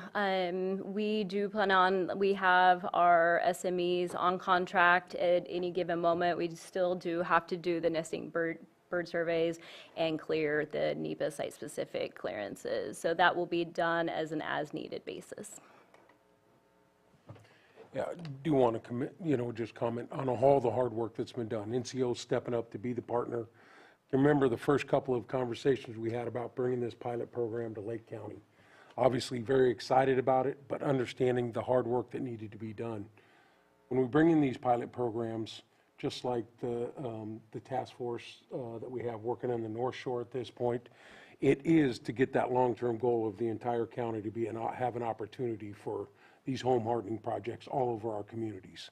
It's not where you start, it's a long-term vision that you have to start so we can build this program. You know, the ultimate goal is to get through this 3-year period. Hopefully there will be funding coming down through FEMA to do the entire county and all the properties that need to be done in Lake County to continue us moving forward. It is exciting to see, even in the early conversations though, you could see that we were moving, all the organizations that were involved were moving a little bit faster than even some of the other ones that were chosen before us. You know, ultimately, when we swing the first hammer, that will be great. But I think ultimately this will be down the road funding that's really going to have the opportunities to make that major impact. And the one thing that really excited me about the program was, if you're going to take the funding, that 20-year commitment on the vegetation work that needs to be done. We have learned a lot, and I just saw some more demonstrations that were done on the zero area being so important in our communities. It used to be we'd plant everything right up to the house, have your beautiful stuff, but things have changed now, and we've got to change with the times and the climate as it is changing. So excited about these opportunities, but also excited about the opportunities it's going to bring for the entire county, all the unincorporated areas, the cities, as we move forward once we have successful projects done in the Riviera area. You know, thinking about BRIC, building resilience in communities. I don't know where this funding is going to come through FEMA, but the way it's working, I think it is going to be one of those large funding opportunities that we haven't been able to get into. So the long-term vision is there. I know it doesn't happen quick enough. We are having the insurance conversations now, but hopefully this is going to be the community that they look to, one of the pilot programs here in Lake County to really help us move forward. So excited about it. NCO always steps up and helps the community. We had another conversation just earlier on, you know, helping a veteran. Hopefully, don't know if that'll happen, but at least I saw those contacts happening. So CAL FIRE, Cal OES, all the partners that notice the work that we're trying to do here in Lake County is really important. So Jessica, thank you for all the hard work. It's in your area. I know you've gone to a lot more meetings than I have on this issue, but it was great to be a part of that decision to bring it to Lake County. And like I said, it's not where you start, it's that we had to start somewhere. And we started in the Rivieras because every report we have gotten from CAL FIRE, when we looked at it, that was the place that is still left, that has not burned, that is the most vulnerable. And we talked about ingress, egress, which we also got the grant for that in the area. Oh, nice. So this is the beginning of the opening to help Lake County be a hardened Lake County. So thank you very much for the hard work. Fantastic, I want to thank thank you. admin, you know, everyone that's worked on it, Terry. But it just didn't happen in a vacuum. These were conversations at the RRA. These were conversations at the Lake County Fire Safe Council, South Lake County Fire Council. So everybody that had this stuff on mind after the events we had gone through was how we were doing it. And there are neighboring communities, Napa, Sonoma, that have gotten different BRIC grants for different things.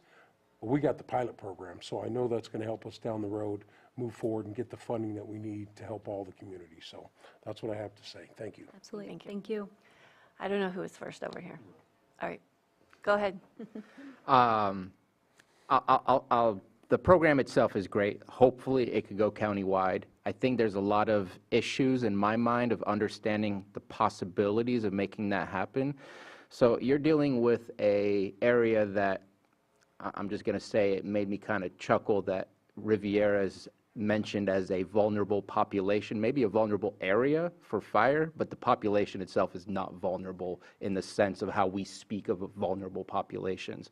So I'm looking at like the median income. Hold on, can I finish? Yeah, but I'll disagree with So looking at the median income is 122 versus Clear Lake is 37. How do you translate that into a pilot program extending, especially when it's 80% home ownership versus 40% home ownership? There's a difference in how you engage with a different population when some of that population may not even be active or engaged to want to make those changes. So I love the idea of the home hardening. I just don't know how you expand it. Like, this is a area and population that I think you will get more engagement and activity from, but I don't know how you circle around the lake with the same expectations. I'm wondering what your reporting data points are. And I hope that as you progress, you can come back to us and show us kind of what demographic are you touching. Are you touching the high end, where that basically means that those who have money are receiving money to help their houses be better, and you're not able to help those who struggle to have it? Because I think that's important to me to better understand the rest of the population that is looking at this program in hopes that it can extend, but financially and logistically, it's going to be a struggle to make that expand further than the location you're in, because that location has some ability to do these things already. This is helping to propel them in getting those things accomplished. So love the program. Hopefully it does expand. I struggle to comprehend the future of it. Well, I think, oh, sorry, Deanna, but I mean, we don't know what the future is, because we've got to get through this program. We've got to build it out. And you don't just say the whole county is a program. You have to start with a specific area. And this is a vulnerable area. It may not be as vulnerable as some of our other communities, but there's a very high senior population here who cannot do the work on their homes, cannot leave their homes, has difficulty evacuating, has difficulty with connectivity. So it met the threshold for the income levels, which is low and moderate. And it's key that we have moderate in there, because anyone, these people struggle also with their homes. And so there is room in the program for a small amount of people who are above the income thresholds, but they have to pay, it's 10 or 15%? Yeah, 10 to 25. 10 to 25%. So they do have to pay into it. They are going to receive some assistance, because $40,000 is a lot for anybody to come up with. And it is based on the home ownership. There are a lot of rentals there too. So it was very complicated to put that all together, but that's how we got there. Yeah, I'd like to agree with that. And, prior to this project, I actually developed a work experience program for street homeless. So I'm used to, working with the most vulnerable in our community. And while this isn't, a similar vulnerability as some of those pockets of folks, like Jessica said, we are coming across seniors who cannot get up on their ladder. They cannot get up on their deck. They don't have the income to fix their rotted deck that could catch embers and cause their house to catch on fire. We actually had an AmeriCorps team going out every week doing defensible space. In fact, the county was so generous in donating supplies for those efforts. We're also seeing a lot of people who lost their homes in Valley Fire and other fires in our community, and there is an emotional vulnerability there. And so there's a lot of trauma in this community, and so I consider them vulnerable. And if we can go in and make them feel safer in their homes, or give them enough time to get out, or get enough time for the fire department to get there to put these small spot fires out before a big fire happens, that is vulnerable work, in my opinion. And like Mocha and Jessica have said, we have to start somewhere. And I plan on making this program incredibly successful so we can open it in other vulnerable pockets of our communities. So my last question, there's a 20-year timeline of keeping defensible space. Who's enforcing that, and is that something that's already kind of designed, or is that something that you need to work on and bring back to us so we can better understand? Because I feel that's asking our code enforcement to look at, or are you going to go back to those houses and see if they're complying with that 20 years? Just kind of wanted to understand how that gets enforced and who's in charge of enforcing. Yeah, no, that's an excellent question. Those are conversations that are still ongoing. We are currently putting together our tri-party agreement, so the homeowner actually agrees to go into this 20-year commitment. As far as enforcement goes, that's still a piece of the puzzle we're still figuring out. Yeah.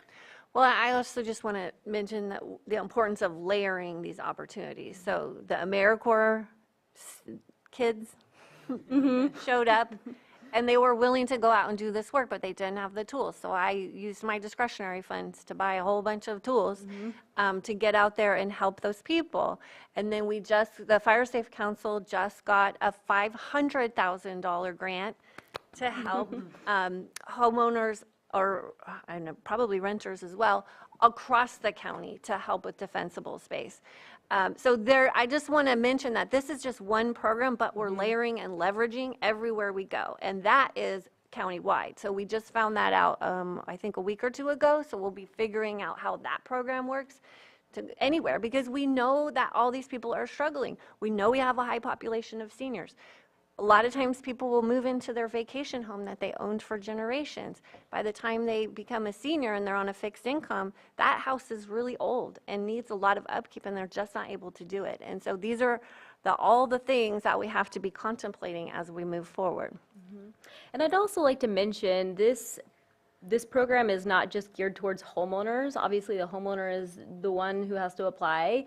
But if somebody has a rental in this particular area, they're welcome to apply for this program. So these folks who are renting can also be a participant. And we notice a lot of the renters are people who have lost their homes in fires. So again, we go back to that emotionally vulnerability. They are welcome to apply and make sure that they can get these retrofit measures done. Supervisor Crandall? Yes. There we go. I appreciate this presentation. This pilot program is a tool that will help lower the risk of homes being affected by the hazard of wildfire.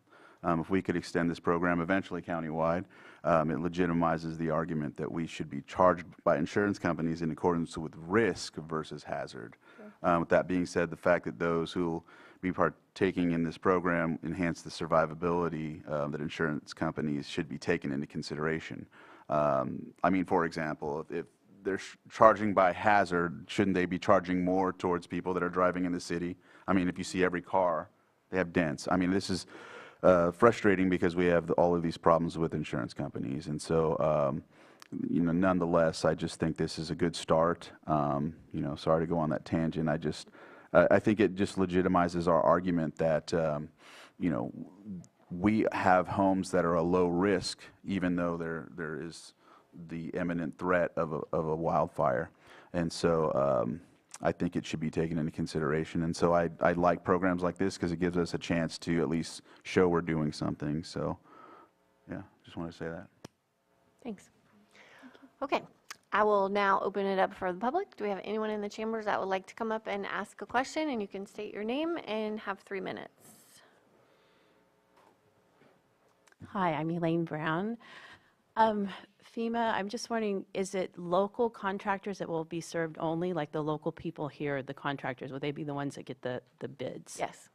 Just local? No. Oh, you have some out of So it's open to Yeah, people absolutely. outside. So with it being a competitive bid process, whenever we open up procurement, anyone from any area of California, even outside if they so wish, can actually apply to be a qualified contractor in this program. All right, it just doesn't service our community here. That's one of the checkpoints. One of the best ways of having significant loss of property is having a full force fire department. I know over at the Riviera across from the market, last week I was pounding on the doors of that fire department. But let's keep the comments to the home. It is for this. Oh, okay. It's fire department. It's a county issue.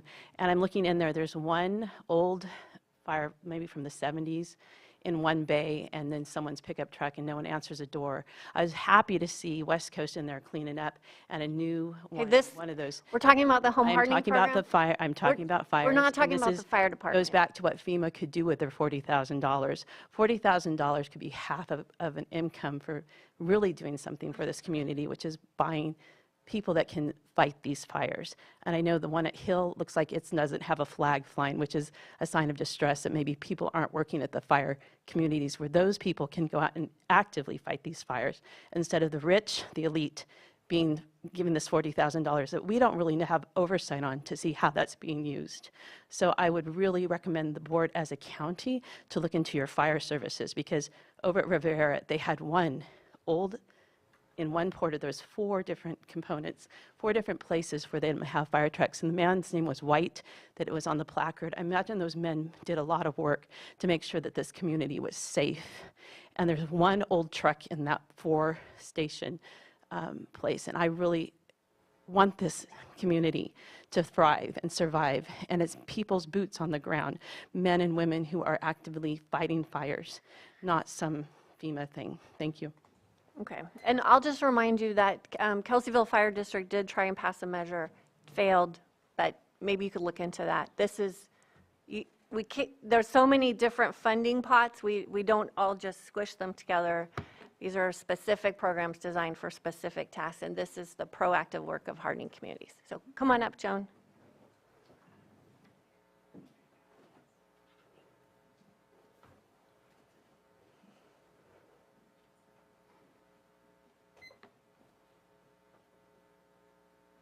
Joan Moss, I have many questions. During the Valley Fire, I went and interviewed with FEMA. And I was told that I would have to pay the money back that FEMA loans me. At the time, I was fairly decrepit and low income and single and a mother, and I was getting help from my family. So until I see it in black and white, I agree with Bruno. Jessica, if you've been meeting every other week with the people who are forming this, I ask and require you to notify the community that that's what you are doing.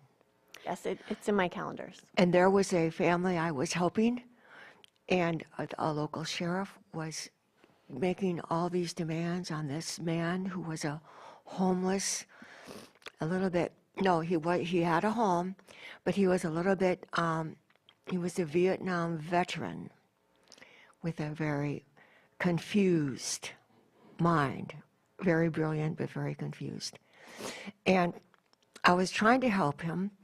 Joan, and, this excuse is me? about the program. I'm talking. I want to keep it focused on the agenda item, which is the home hardening program. So if you could just tie it back in, that would be yes, great. Thank you. Please stop interrupting people who come up to speak. I would like to say that this man had written my friend a notice, and he hadn't followed his own directions.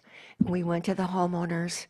There are many people, but I want to see it in black and white, that because at times FEMA does charge and doesn't ask for money back, and at times FEMA doesn't ask for money back.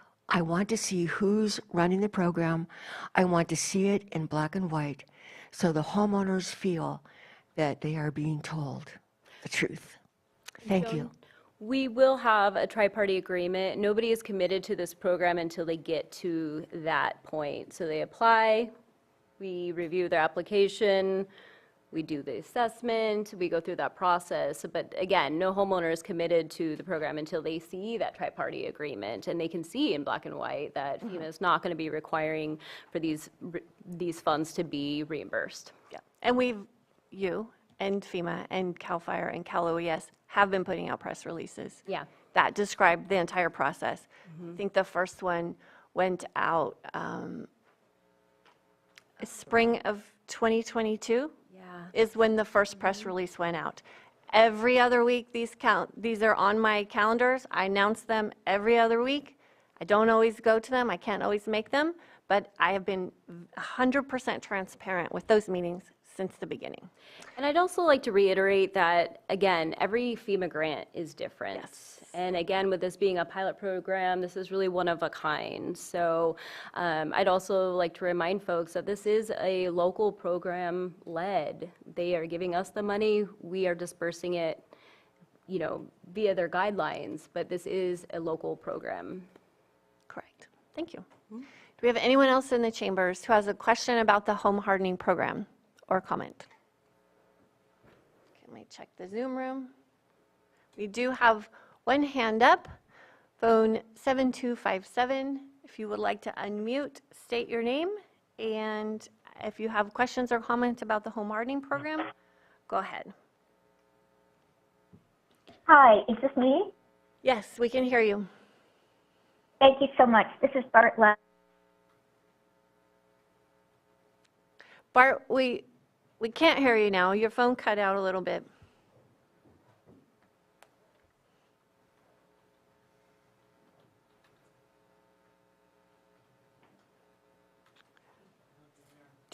Okay, I think we've lost her. And Okay. Are you back, Bart? I'm trying. Can you hear me? Yeah, we can hear you now. Oh, thank you so much. The manual sounds fantastic. Please distribute it in the Riviera. Please come to the HOA meetings occasionally, Supervisor Peiska, and tell them about the program and what's going on. Not everybody understands how beneficial this is, and the HOA has actually been a little bit hostile, some people. And it would be great to have more information directly to the HOA and to the neighborhoods themselves, like the manual, so that we can be educating ourselves about best practices and doing what we can in the meantime as we apply.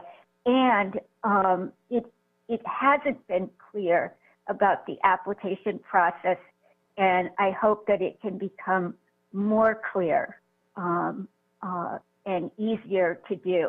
It hasn't been easy to do. Thank you. Thank you, Bart.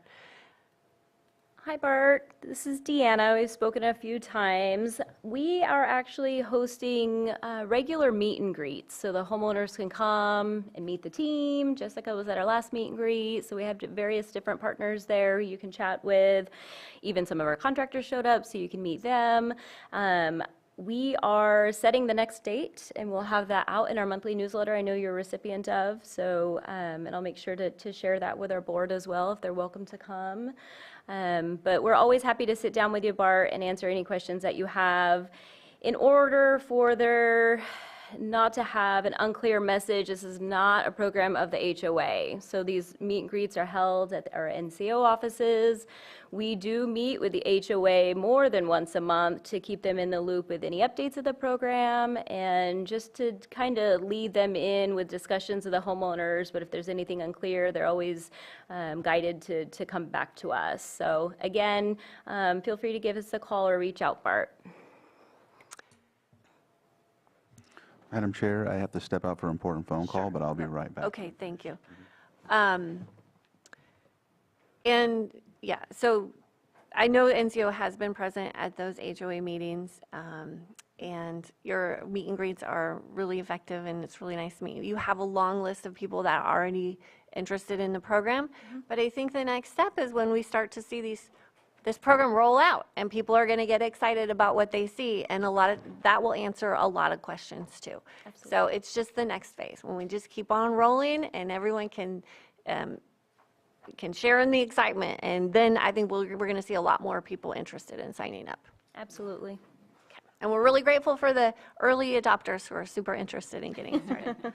Supervisor Spatier. Just a last question. There was a public comment, and I know that during your presentation you did mention that you have a mix of interest of contractors, local and outside of the local area. I know that we offer like a local preference with like if you're within range of 10%. Do you have something like that to see if we can get more of our local contractors involved versus getting outbid by contractors outside? I will say I have been raised in this area my whole life. I love Lake County. I always want to keep our dollars local. I actually came from the Chamber of Commerce and really love our small, business owners. However, following FEMA guidelines and making sure that it's a competitive bid process, we do not have any preference for local contractors. It's not that you do not have, you're not allowed to have. Correct. Because of the. Yes. Just wanted to check in. Yeah. Well, and I will add that, again, I know personally some of the local contractors were hesitant to get involved because it seems very complicated and maybe it's not enough money and, how is this all going to work out? But once things start rolling again and we're ramping up, 25 houses the first year, 175, then 300 year 3.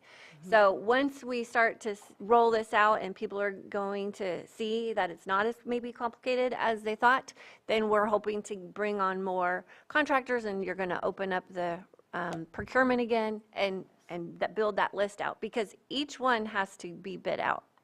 Absolutely. And in fact, like our strategy is to do 5 homes at any given time. So it incentivizes those contractors to be able to come and bid out 5 homes at a time. $250,000, our scope of work is fairly simple. They can kick out these 5 homes in a number of weeks, really.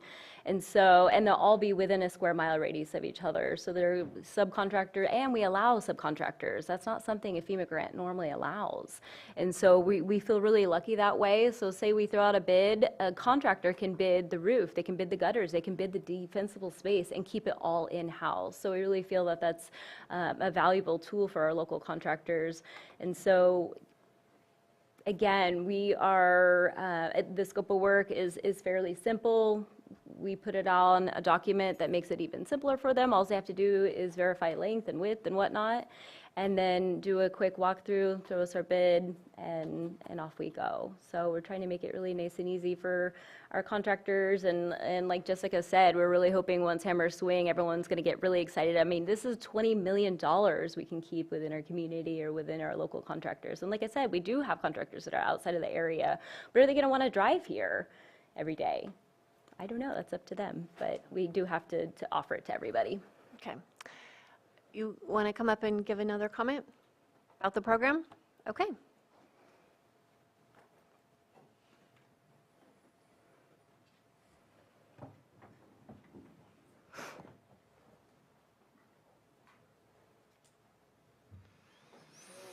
I'm going to talk about the Valley Fire and the fact that the Prather brothers came back after they evacuated their homes. Hey, Joan, we and really have to, and they we have to keep saved this to our the- house. Okay, we have to keep this. We never know what a fire will bring. Joan, this is about the home hardening program. You've already come up once. I am a homeowner, and I am concerned about what happened at the Valley Fire. We never know. In the Valley Fire, other firefighters were other places. We didn't have enough firefighters. They kicked all their You're families way off out, topic. and the You're way Prather off brothers topic, and you're being disrespectful to everybody in the chambers. and saved our houses. Thank you. Sit down. Thank you.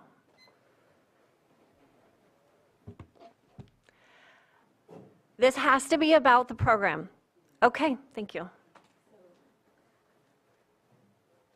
Elaine Brown. So $40,000, how is that distributed? It's $20 million. How is that? Is it, you said there's 5 homes. Is that $40,000 over the 20 years? How does that work? So the $40,000 goes towards the retrofit measure the retrofit measures in the defensible space that is identified during the home assessment. So all of those dollars would be spent at the same time. So how can someone like we, the people, go and look and see exactly how one home's expenditures of that $40,000 is spent? So during the tri-party agreement, it actually lays out the full scope of work, and the tri-party agreement is between the contractor, the homeowner, and North Coast Opportunities. So everything is transparent to the homeowner and the contractor. What about the U.S. citizen who's FEMA is a part of? How do we get to see how that's spent? So you want to see the contracts of these other homeowners? Is that what I want to know each individual house, how that $40,000 was spent for each individual home. So on our website, we actually have a list of the retrofit measures, and you're welcome to go on there and look at them. They're all very much the same.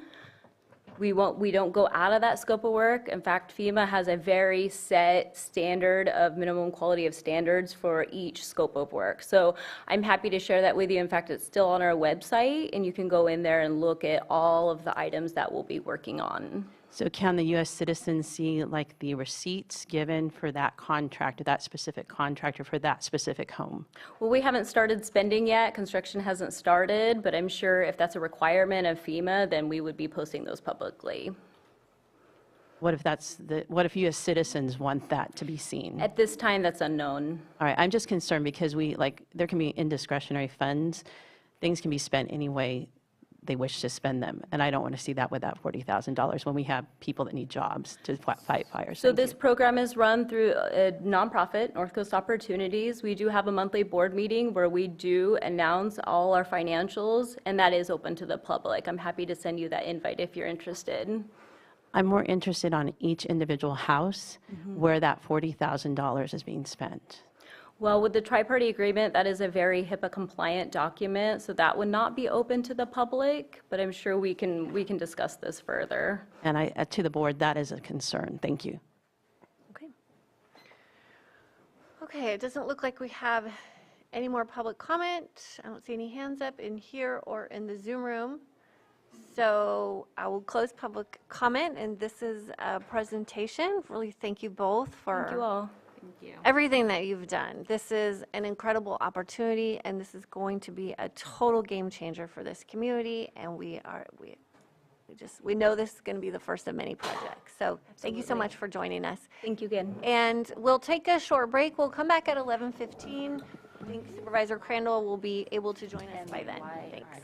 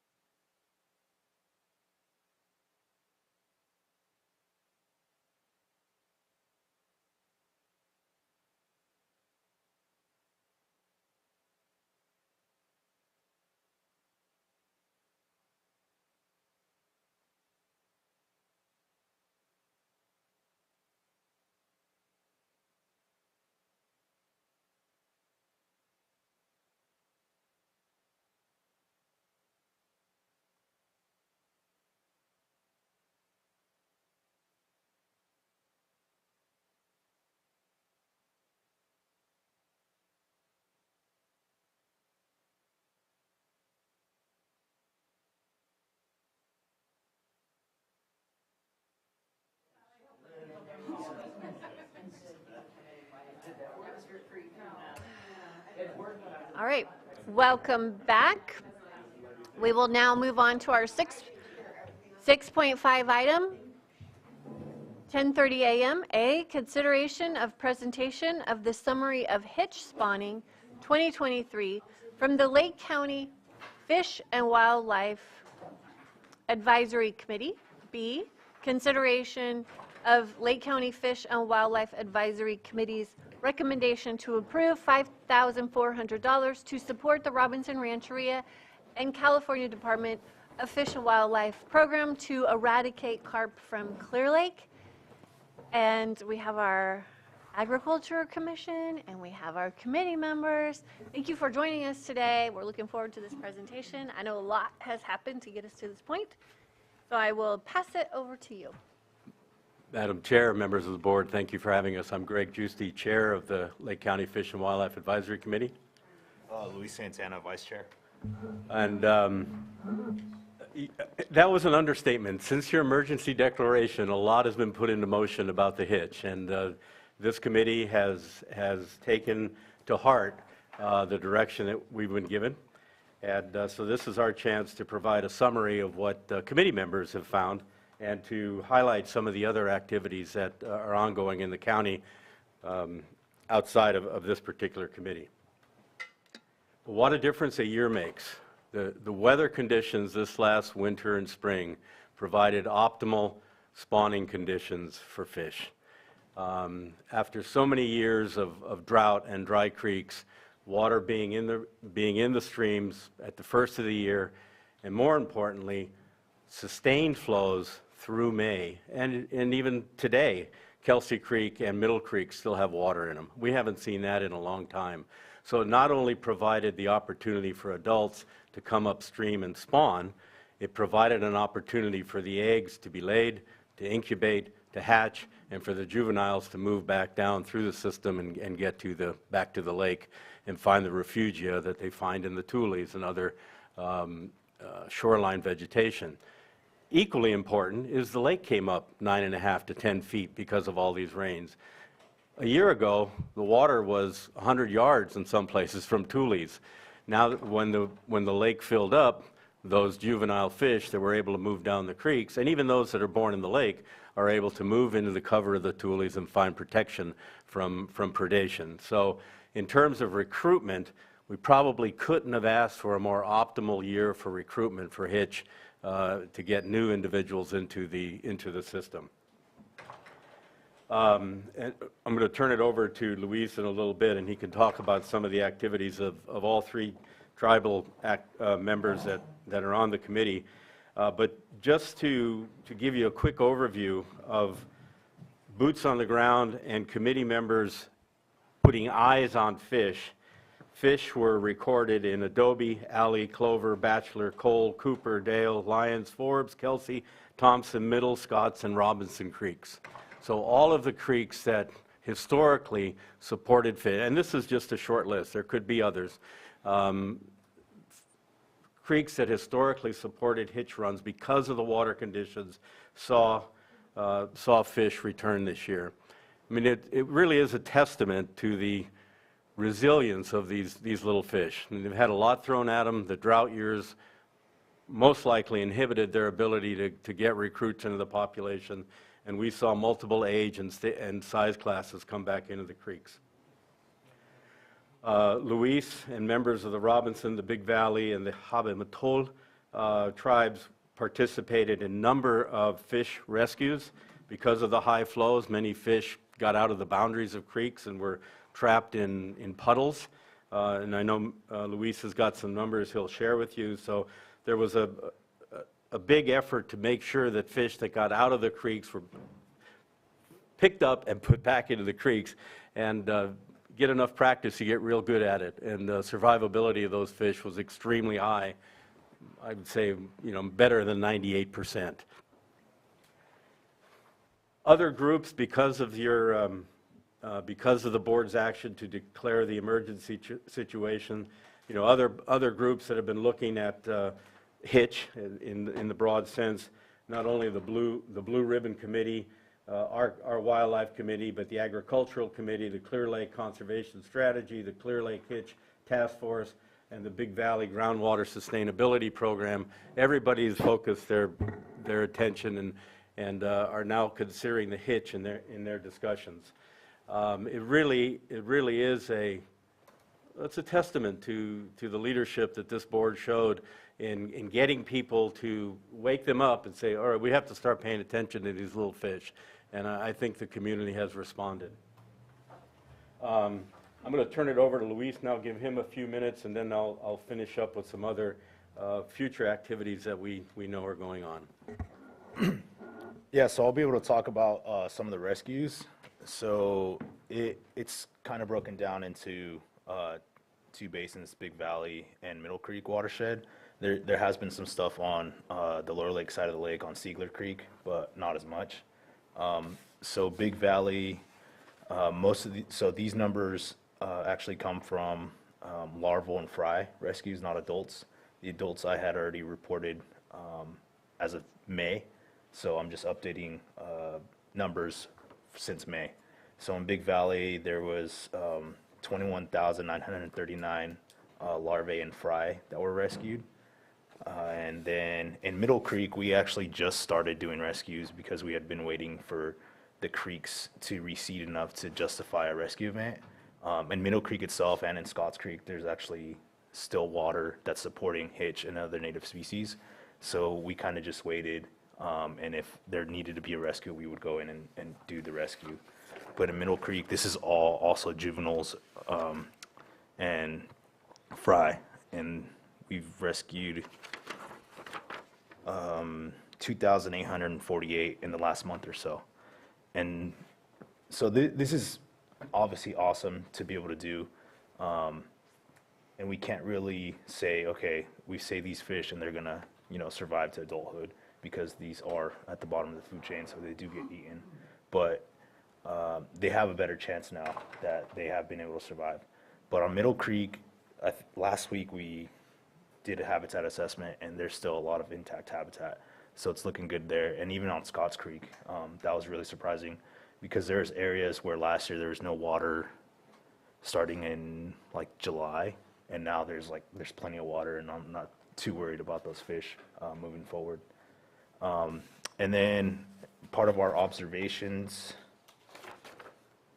I gave you the observation numbers, sorry. So the rescue numbers were actually 985 Clear Lake hitch and others as well, but we were just focused on Clear Lake hitch, and the observations were 2,848, and that was, actually that's juveniles. 2,848 juveniles seen in some of these creeks during spawning time, and they weren't spawning, they were congregating with other fishes, which is really interesting because I had never seen that before. But there was 760 adults, and the weird thing about Middle Creek and Scotts Creek is anytime we were out at the same time, Big Valley was out doing their spawner surveys, we couldn't see any fish because the creeks were so turbid. So just because we saw very little adults doesn't mean they weren't there, because then after the spawn, it was kind of like this 3-day window that we saw some fish and then we didn't see them again, and then we started seeing eggs and larval fishes emerge. So just because we didn't see any doesn't mean they were there, but overall it was a good spawning year. Hopefully a lot of those fish have made it back to the lake, and if not, some are surviving. When we do rescues, we do end up finding dead fry, dead larval fishes, so it does happen. One of our rescue events on Lyons Creek, most of the fish that we were actually able to scoop out were just like floating on the water already. So sometimes, it happens. It sucks, but it does happen. That's all I have for hitch. Yeah, thank you, Luis. So, Luis is a fisheries biologist for the Robinson Rancheria, so he's one of the guys that's got boots on the ground. And I'm going to stick my neck out a little bit here today, say fish need water. And that's what made the difference this year. I mean, we had water for a prolonged period of time. We had flows that allowed fish to move upstream. They were able to get up as far as the stream allowed them, and there are obstacles, there are culverts, there are bridge abutments, there are things that stop fish from moving up, but those reaches of streams that fish could reach, they had the ability to get in there and do their thing and turn around and go back, and it really was it really was heartwarming to see so many fish come up the streams again. You know, that's someone who's followed them for over 20 years. It's been a while, and even Fish and Game said these are the best numbers they'd seen since 2014. Just again, you know, our committee is more or less just a clearinghouse and a gathering of other information. We're volunteers, and you asked us to take on this chore, and people have responded. As you heard Luis, they've responded quite boldly. But other things that have been shared with us going on within the Watershed Protection District, myself and members of your staff talked directly with Kelseyville Unified School District and asked them to hold back their sport field irrigation for a couple of weeks well into May, because they have big pumps, and those big pumps are next to Cold Creek, and Cold Creek had a lot of fish this year. And we worked with them. They were very agreeable. They held off, you know, irrigating their sports fields to ensure that they didn't dewater the streams. There's the tribes are working on the tagging project with Cal Fish and Wildlife. The Watershed District is contributing to the state's Hitch Task Force meeting and contributing to the U.S. Fish and Wildlife Service Conservation Strategy meetings. Grants and awards that the district has sought, $500,000 applied and submitted for the beneficial to Hitch to Congressman Mike Thompson for Adobe Creek conjunctive use, Kelsey Creek detention structure repair, Scotts Valley project looking at groundwater. Other U.S. EPA awards of $399,000 with establishing habitat assessments on Hitch observation network. So there's a lot going on right now with different groups well beyond our small little committee that are paying attention to Hitch. So, you know, things just look a lot better this year than they have for a long time, and we hope that with the added attention that your action has brought to the Hitch, you know, we will continue to see positive progression in maintaining this unique Lake County species. Okay, well, thank you for your report. Are you aware of any of the work that CCC volunteers are doing for creek cleanup in Cold? I didn't hear you. Oh, the California, Angela, maybe you can answer a question on that later. Yeah. Three Cs, okay. Yeah. I'm not, but I'm sure there's somebody in the audience who can. Okay, I was just hoping we could get a little report on that. If you want to go right now, that'd be great.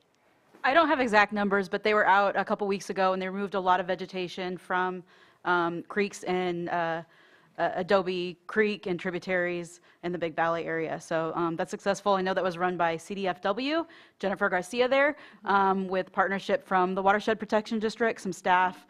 Marina and Mitchell worked a lot on that project, and they got some good results. And so they're hoping to do similar work within the Big Valley and other basins, basically clearing out a lot of veg, invasives, and natives that were clogging the channels. Okay, and do you know if they hit Cold Creek? That was one of the places Yeah, they were. some areas in there, yes. Okay, great, thank you. They did Cole, McGaw, Adobe, and somewhere else. I don't think Thompson. They're going to come back in the next 6 weeks to do Big Valley again, and then do part of Middle Creek Watershed. Awesome, great, thank you. Supervisor Green. Yeah, thank you very much for the support. Little committee that roars, in my estimation, and I hope you will continue to meet and educate us. One thing that I found fascinating, the anecdotal reports and the videos and all that, we have a really good understanding that this was definitely a significant year. But in terms of how we map that and how we do resource planning for future years, it's kind of a side concern, but it is a concern. How do we document through this combination of scientific study and this anecdotal evidence where our Hitch habitat is, and it may be actually a larger question, where are our public trust waters that the Hitch run in, and how do we map that? And in some instances, especially in projects coming before community development, some of those projects do have to take a look at Hitch habitat, at least that was recorded in prior years, and my inkling is that some of the resources out there that may be referenced by biologists biologist and preparing reports for these projects may be outdated or inaccurate based on what we've learned this year. So can you explain, to the extent you have knowledge of this, what traditional resource documents are out there that do define and establish the outer limits of what hitch habitat is, and has this year's strong spawning run kind of changed that dynamic? Do we in fact have outdated resource materials that need to be updated, and if so, what is that process? Well, all public and published resource materials are in the past, right? So they're automatically dated. What's needed is real-time collection and a repository of everybody's efforts monitoring fish and being able to have real-time assessment of what the population is doing. You know, we were able to put together this report today based on what people were willing to share, but that's literally picking up the phone saying, what have you got? It would be nice if we could establish a system that people were comfortable with, where they could report their findings, time, water temperature, flow rates, and for example, U.S. Geological Survey put up a new stream gauge this year on Cold Creek. So when I recorded the finding of hitch on Cold Creek, I not only was able to say, yes, there's fish, and give an estimate of numbers, I was able to provide flow rates and temperatures of that water. And I submitted that information to CLERC, the Clear Lake Education and Research. Environmental Research Center. Those guys. So, and they have a way to record that, but then in talking with them, they don't have the funds to actually do anything with that data. So, but that's the kind of repository that would provide real-time information year after year so that we could start to do a trend analysis.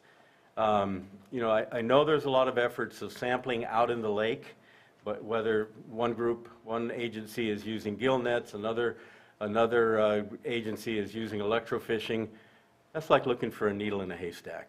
Okay, it's a big lake, and these are small fish. The best way to count these fish is when they're in the streams. It's just like counting salmon. You don't count them in the ocean, you count them when they're in the rivers, coming through a weir or something like that.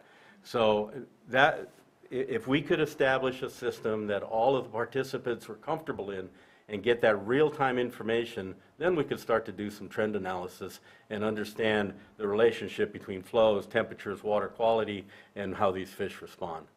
That's a big gap right now. How do we get real-time data, collect it, and analyze it so people can make decisions from it?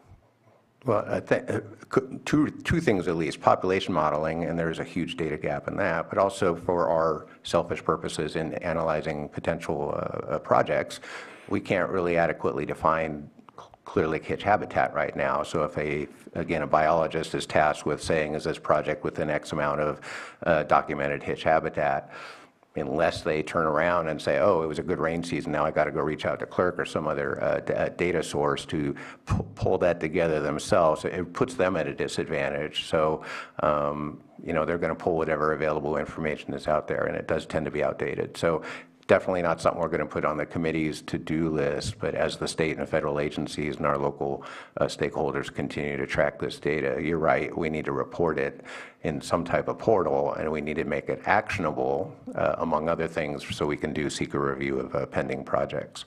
So just wanted to share that. No, thank you. Well, I mean, I think this is a discussion that could happen at this committee of figuring out how, as all the partners are at the table and stakeholders are at the table, how can we develop some kind of local tracking system that everybody is comfortable sharing with? Well, Has that been we could certainly ask, you know, we could certainly put that on the agenda for discussion, and there's a lot of talented people on that committee, and see what we can come up with. And then maybe that's something that we can fund if it comes back as a request, is, you know, figure out what everybody, I'm just going to look for a consensus here, to figure out what everybody, how everyone can agree to do this and feels comfortable going forward, and then what that looks like, and then how do we build that out? And how can we support that from the board level? Okay. Supervisor Green, did you mean like a spatial analysis kind of thing? Like when we go in, do whatever rescues or do any habitat and just report on the spatial analysis? Like, so you could see it on a map, like, oh, this is here, this is here, this is here. I'm going to use the exact, if, say, for example, a cannabis project was popping up near a stream where a hitch habitat could be present or not. The argument is how far up are they? And don't want to put a particular applicant under the spot, but I'm aware of one project that claims the closest hitch habitat is, over a mile away. Maybe at the time the survey was done, that was true, but knowing where this particular site is and knowing where the hitch ran, to the best of my knowledge, they pushed all the way up to the dams for the reservoir and possibly even beyond magically. So I'm not really sure what's happening with the hitch upstream of Highland Springs. I'm curious about that.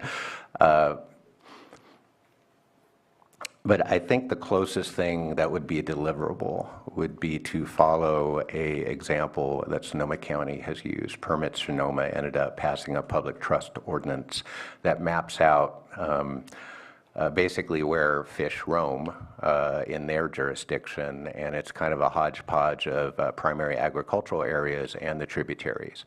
Right, and it's a public trust ordinance because it follows what CDFW and the Fish and Game Code define as navigable waters, where fish are known to run, and at the end of that, they have a whole bunch of regulations. And if you're in a public trust area, you have to do certain things as far as well permits and what have you.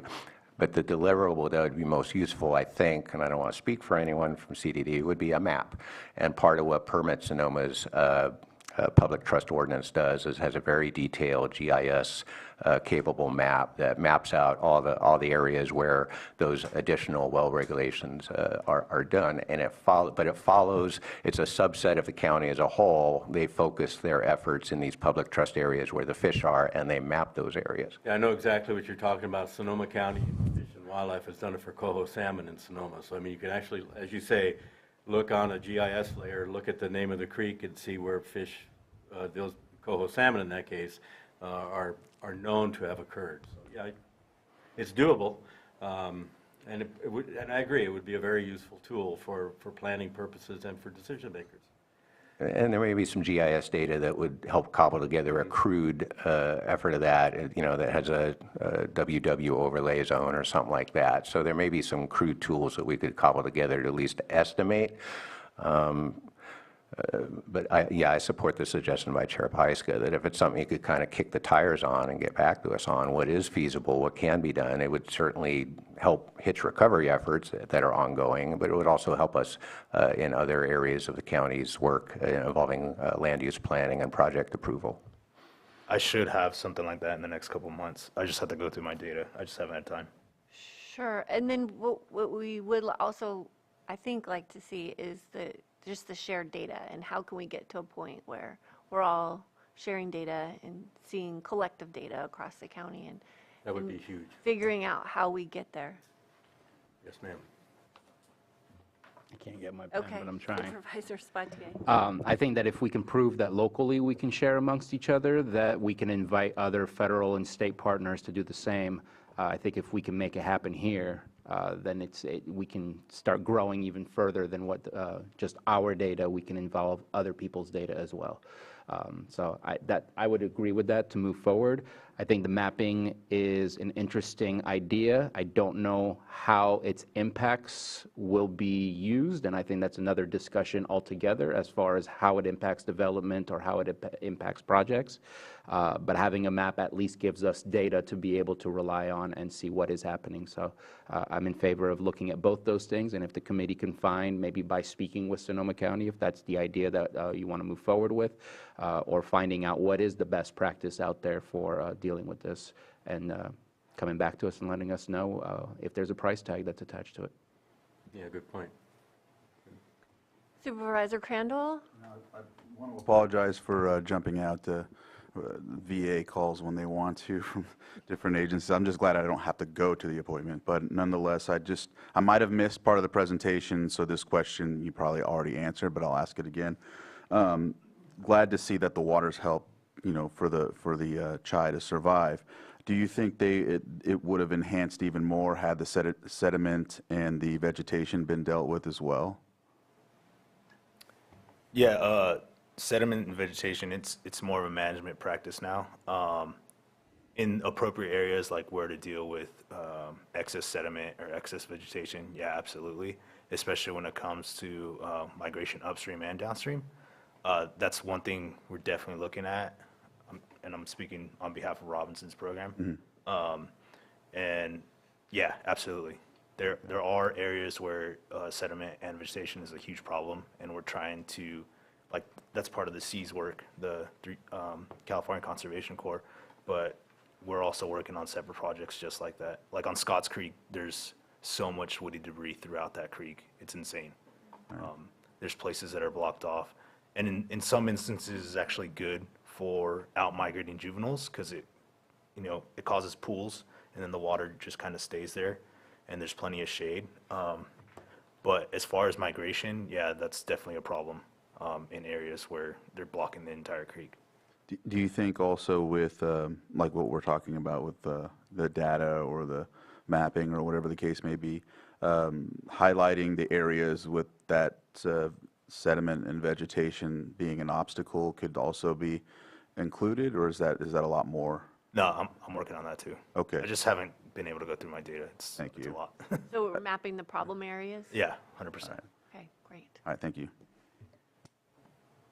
Anything else? Okay, I'll open it up for the public. Do we have anyone in the chambers that would like to come up? You can state your name, but your staff, so I think. Yeah.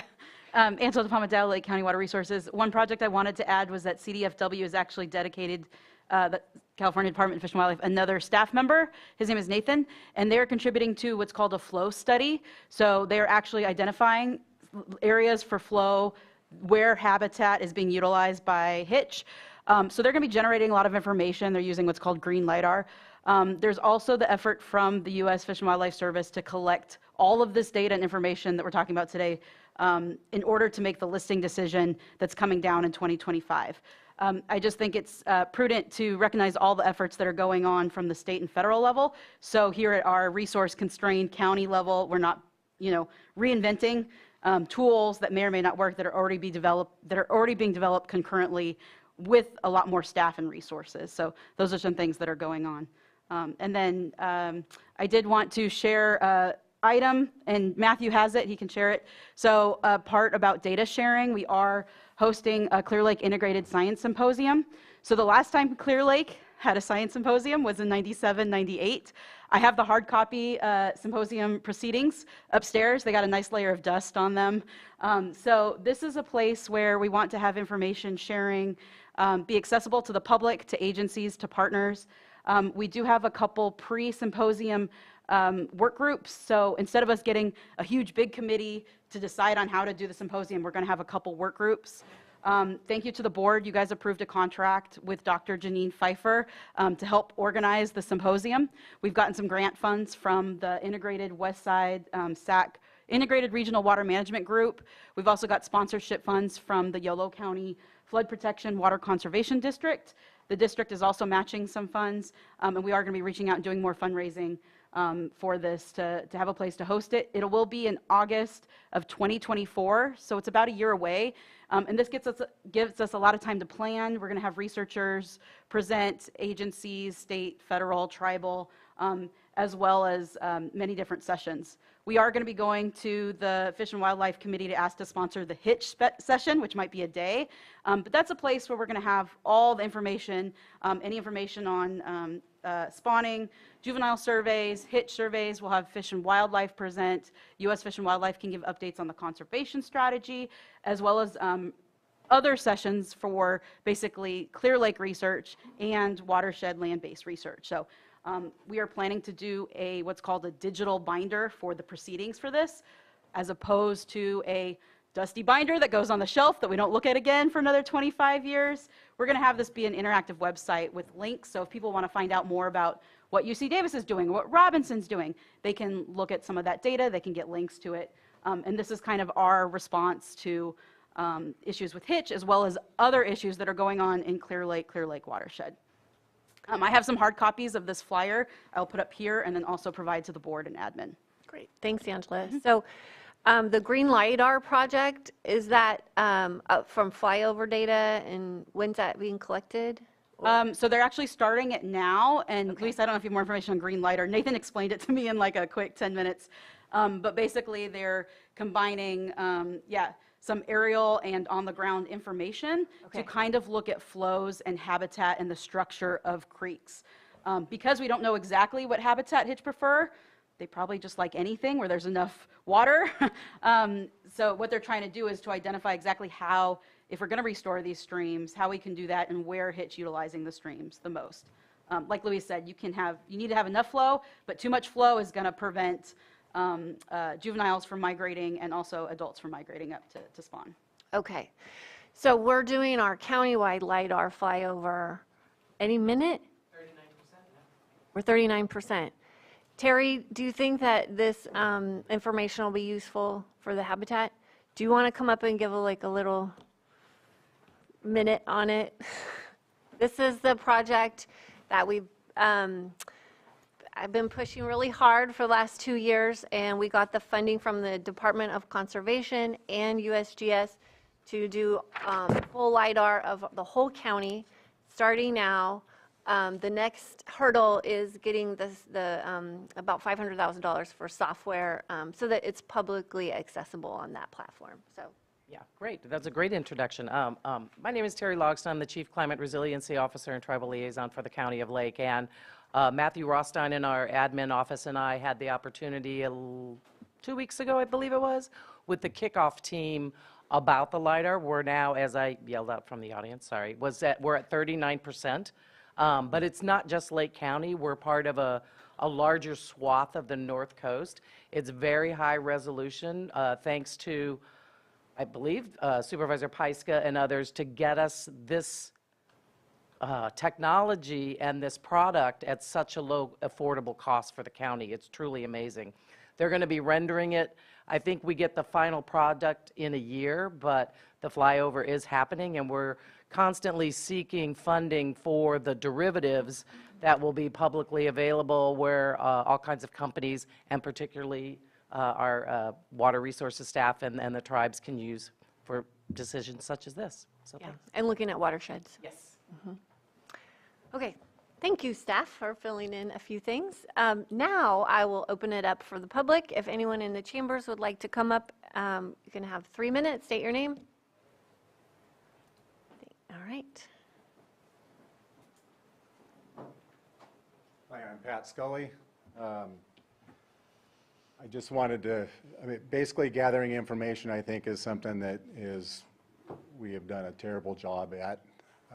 We do have a means of doing that through the clerk website, which some people have decided that's not a good place because I'm not sure why, but we should all be real happy what we saw this year. There was a huge hitch run. We own the property just below the Adobe Creek Reservoir. We've owned it for the last 20 years, and this was by far the biggest hitch run that we've seen up there, and we keep a pretty close eye on it. We feel that there's been a serious effort to downplay the great hitch run that we just saw.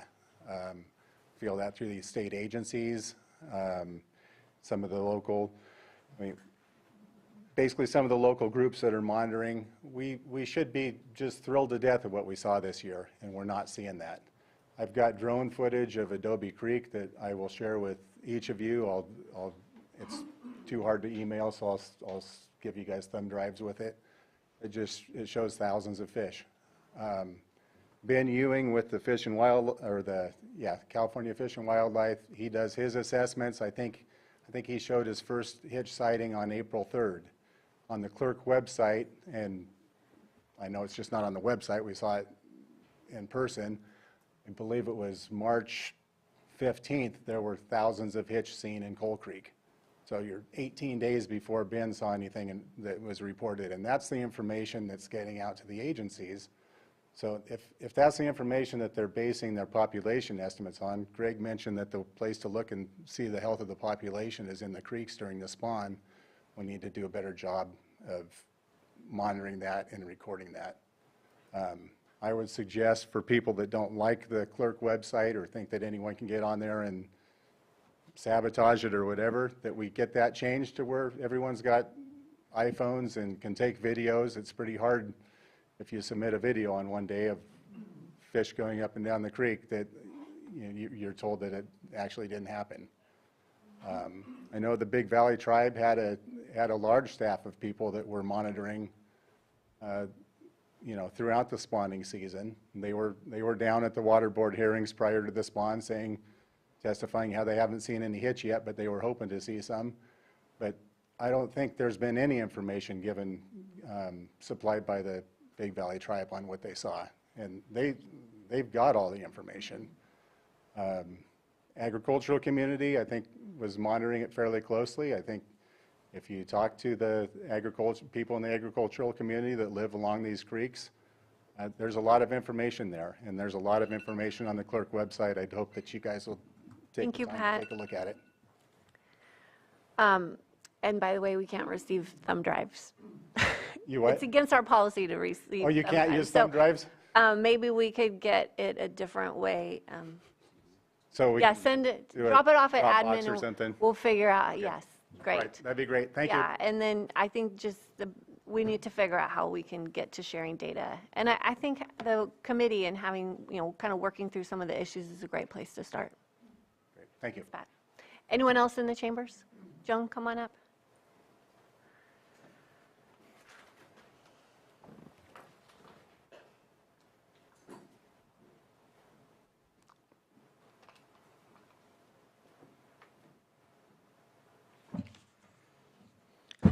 I want to know, since I took pictures of the hitch also, I have them on file with Channel 8. They're 6-7 inches long at the high end of Dobie Creek. How eradicating the carp, how are you going to eradicate the carp when the hitch are near them? We're going to get to, that's the next part of This is about the agenda. Yeah, I know, and this is item A, and we're going to get to item B in just a minute. And then maybe your questions will be answered. So if you want to talk about carp, come back up in a couple of minutes after we. And secondly, I want to know about the water. Okay. The grand jury has a good paragraph about the water. I'll talk about that when you let me. Okay. Thank you. Okay.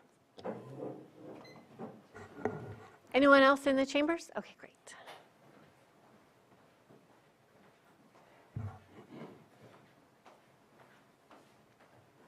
I think Joan forgot a book here.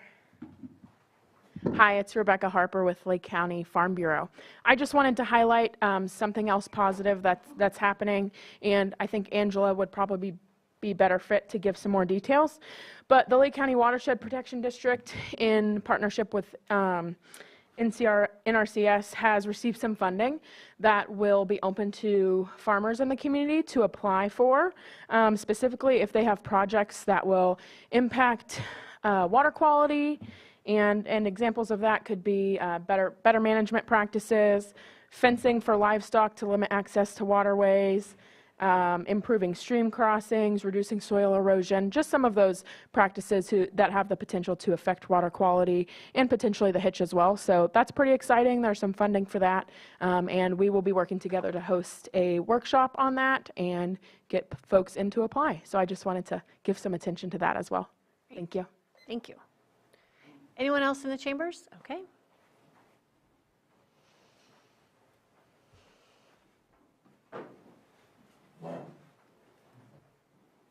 Michael Wegner, thank you very much, Board, for bringing this all forward. I think that we spend a lot of time focused on all the things that are wrong or not going well, and I think this is a point where we can really look at the community working together to, create a solution, working in conjunction with everybody who's sitting at the table, all the shareholders, and I just want to highlight the fact that, traditional ag and the ad hoc committees have been working together very well, or very closely. And with that, I think we can potentially see more advancements on this particular front to making things better and getting more accurate counts. But it's not really this side and that side, it's really all of us together. And I think that's how everybody's working, and I think that this meeting today actually highlights that. So I just want to point out that we as a group are doing well. Great. Thank you, Michael. Anyone else in the chambers? Look to the Zoom room. I'm not seeing any hands up in the Zoom room. So then we can move on to, oh, I'm sorry. Yep. I'm going to see if anyone from the board has anything to add before we move on to item B. Just last thing, I appreciate very much the comment about the leadership this board has represented, but we follow in the footsteps of giants. If it were not for the advocacy of the tribes and their EPAs and the state and federal agencies picking up that mantle, it would not have landed in our laps with such force to demand action by this board. So I appreciate the vote of confidence that we're getting things right. There may be people who disagree with that from time to time, but I do appreciate the first peoples of this land who instruct us about what good land and water stewardship means. Thank you. And I'd like to just thank Mr. Wagner's comments. I mean, you know, our committee, I don't run a real tight ship when I run a meeting. I let people talk and let people feel comfortable. And that's obvious when we come together. I mean, there may be differences of opinion, but people are free to, people feel comfortable to share what they brought to share. And we you know, I just accept that and pass no judgment and just keep moving forward. So I think, as you said and Mr. Wagner said, there really is a collaborative spirit going on right now, and one that I want to continue to foster. And yeah, it's been good. So again, thank you all, and thank you for members, board, you know, committee members and staff who have supported us. We'll help get you there. Great. Thank you so much. Okay, so item B, consideration of Lake County Fish and Wildlife Advisory Committee's recommendation to approve $5,400 to support the Robinson Rancheria and California Department of Fish and Wildlife program to eradicate carp from Clear Lake. Thank you.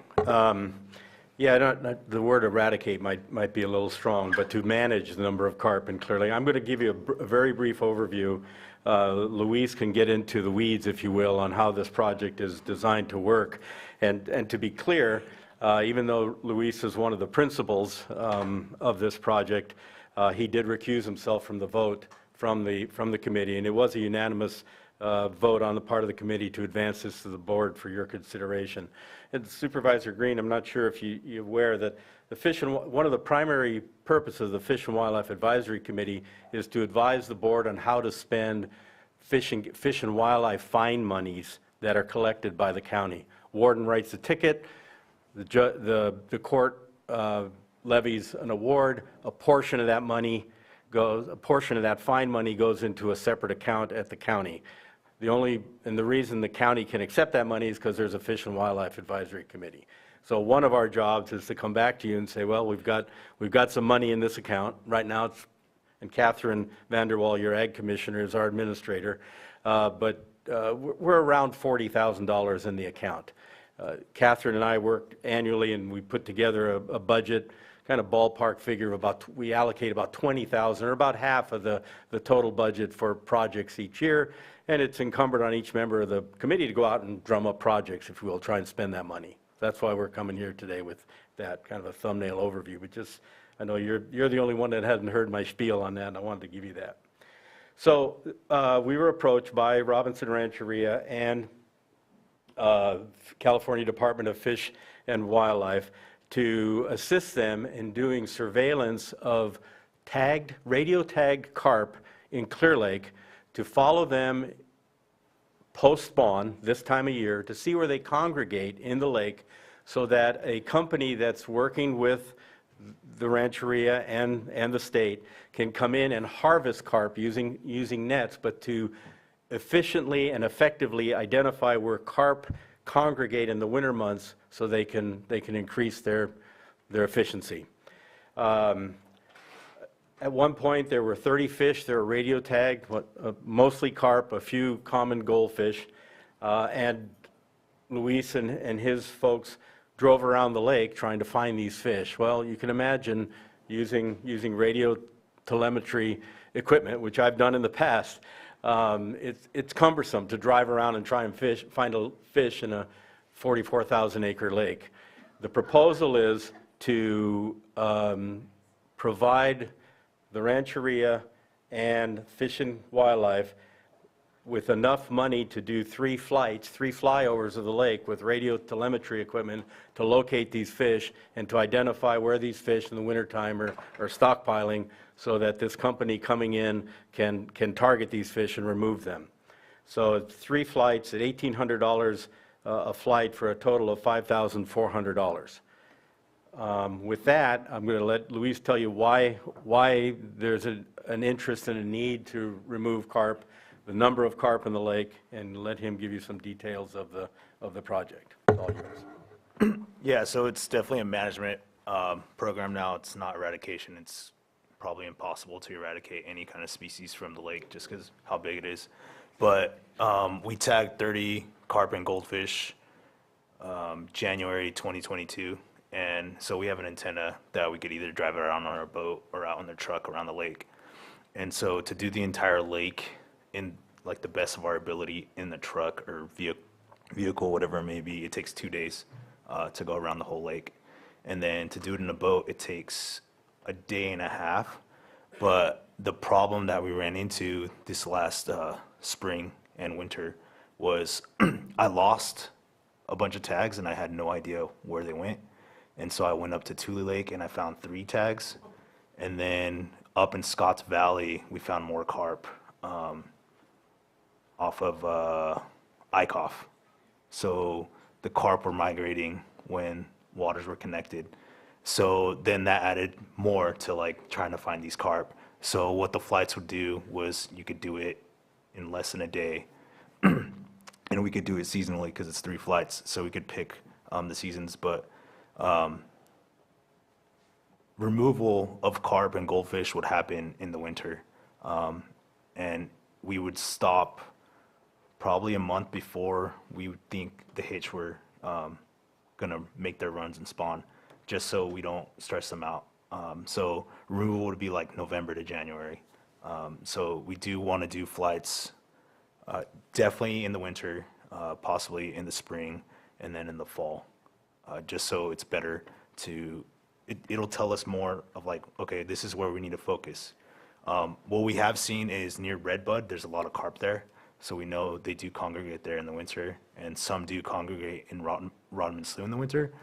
But after that, like we've been trying to find them and we just cannot find them. So Tell them why you want to get rid of carp. oh, and so the biggest reason getting rid of carp in the lake itself, they eat a lot. And they eat everything. So they do eat fish eggs. So when hitch do spawn in the lake, they'll eat those eggs, carp and goldfish.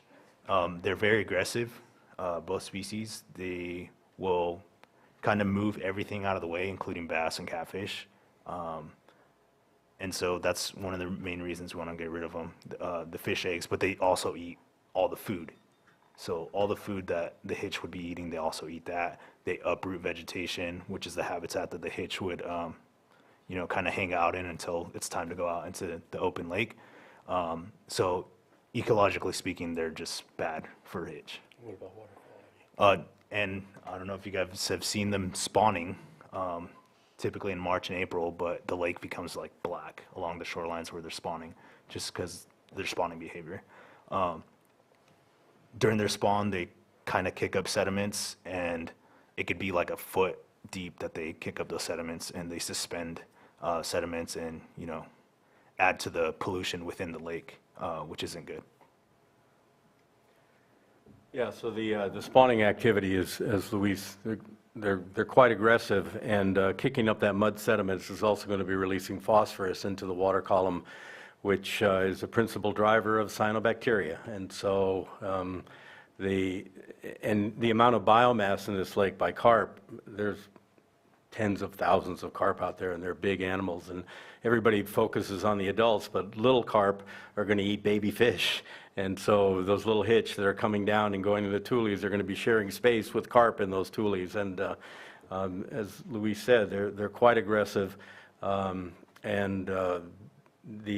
data that we were shared with is that there's a level where carp numbers, the amount of biomass, pounds per acre, if you will, of carp, creates an economic and ecological concern. That level in Clear Lake is about 2.5 times what that threshold is established at. So The idea is that to remove some carp, and carp were removed for most of the 20th century. There was commercial fishing going on Clear Lake, and those carp were captured in seine nets along with goldfish and Sacramento blackfish, transported live and sold in the markets in San Francisco's Chinatown. But why did that stop? People got old and they retired. The last commercial fishing stopped about 2001. So explain the group that you're working with that's gonna, and what they plan to do with these fish and how they plan to catch them. Yeah, so it's WSB Engineering out of, I think their main office is in Wisconsin, but they also have offices in Minnesota. And out in the Midwest, they do that all the time. They remove carp and goldfish. I think 4 different species out there. And so they came out and they're like, hey, we could probably use this technique to kind of remove them. So they showed us how to do the seines. And the seines, it's big webbing, it's big mesh. So it mostly keeps out all the other fish. And so you collect the big carp and big goldfish, and then you remove them like that. Any kind of bycatch, you just kind of throw back in the lake. The other thing they showed us was box netting, and this was I was super skeptical when they told me, but you put down cracked corn, so stuff you would feed your chickens, and you put it in the lake, and then the carp come and eat, and you kind of have this net sitting on the bottom, and then once you know they're eating it, you lift the net. And so the first one they showed me, it was right around 350 carp and 1 goldfish and nothing else, which was kind of incredible. I was just like, I didn't believe you guys. Because I was thinking like, oh, we're going to catch bass and probably some sunfishes. But yeah, it was all carp. And then any bycatch we did get was catfish. So we weren't getting much other bycatch other than catfish. But it was successful where we did do it. But yeah, I mean, they came and showed us, and so the idea is they're going to come back and show us even more, and then that way we know how to do it, and then moving forward we can manage it ourselves. So given the fact that this group that Robinson Rancheria and Cal Fish and Wildlife are working with have experience in this very thing and are willing to come out here, work with local representatives and teach them how to do it, the committee felt that, you know, the expenditure of $5,400 to kind of jumpstart this and to get that basic information they need, where to target these fish was a good use of this money. So we, as I said, unanimously, the committee is recommending that this project be awarded $5,400 out of the Fish and Game Fund to support this effort. If you have any questions. Thank you. So any questions from the board? Supervisor Green? That budget unit 2701, that is the fine account? Correct. Supervisor Spatier? Yeah, just a quick question. I was hoping that you would provide that, but just the introduction of carp to the lake. So there's several stories. Speculation. But carp were suspected of being the great fish. And in Europe, they're highly sought after, and in parts of Asia, they're highly sought after. There's confusion as to, are these European carp or Asian carp? The best urban legend is that some carp were brought into Sonoma County in the 1880s, and this gentleman took it upon himself to move carp all over and worked with others to move them around because they would improve the fisheries in California. Today, carp are everywhere. But it started, I say, the urban legend is that it may have started from one individual in Sonoma County. What have you heard? Fish and Game back in the 1920s kind of was just putting fish everywhere. That might have been one thing, but yeah, farmers. That's job security right there. Yeah, they didn't know any better back then. It was crazy. They were introducing northern pike everywhere as well. So, yeah, your guess is probably as good as mine. And then the final question is, you spoke about how they're going to get the carp. What are they doing with the carp once they manage the carp population? Yeah, that's a great question. So I've been reaching out to a lot of different facilities to see if anyone would take them. I've reached out to a couple vineyards too, and only one responded, but it was at the wrong time. So what we've done at Robinson is we put some around the garden, But anything else that we couldn't really do anything with or no one wanted to take, we buried. What kind of groups are you reaching out to? So fertilizer facilities, there's one group, I forget what they're called. Actually, there's two groups out of like Fresno that would like to take them. And so if they want to take them, that's fine. I also reached out to the compost place in Kelseyville, but I never got a Yeah. I never got a response. Jackson Family Wineries was interested, but it was the wrong time. They're like, oh, we're not, everything we've done with compost, we've already done. So reach out in the winter, and so I'll reach out to them again. Okay, thank you. Try there's a soil company, I think, in Potter Valley. Okay. Bull Creek Compost. Yeah, that's how I reach out. I know they have chickens in their soil, so maybe they want fish too. Any other comments from the board? Nope. Okay, we'll open up for the public. All right, we've got staff, so Staff no again. time. Again, Terry Logston, Chief Climate Resiliency Officer, Tribal Liaison. I'm speaking on behalf of Angela DePalma Dow, who had to leave. She apologizes.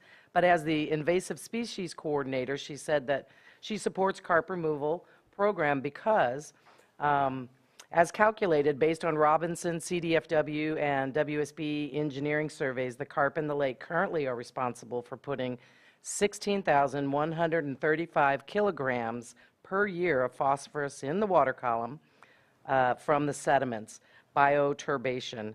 And so, of course, phosphorus is food for cyanobacteria. And as Chair Giusti mentioned, she, along with the others, all support this. Thank you. Great, thank you.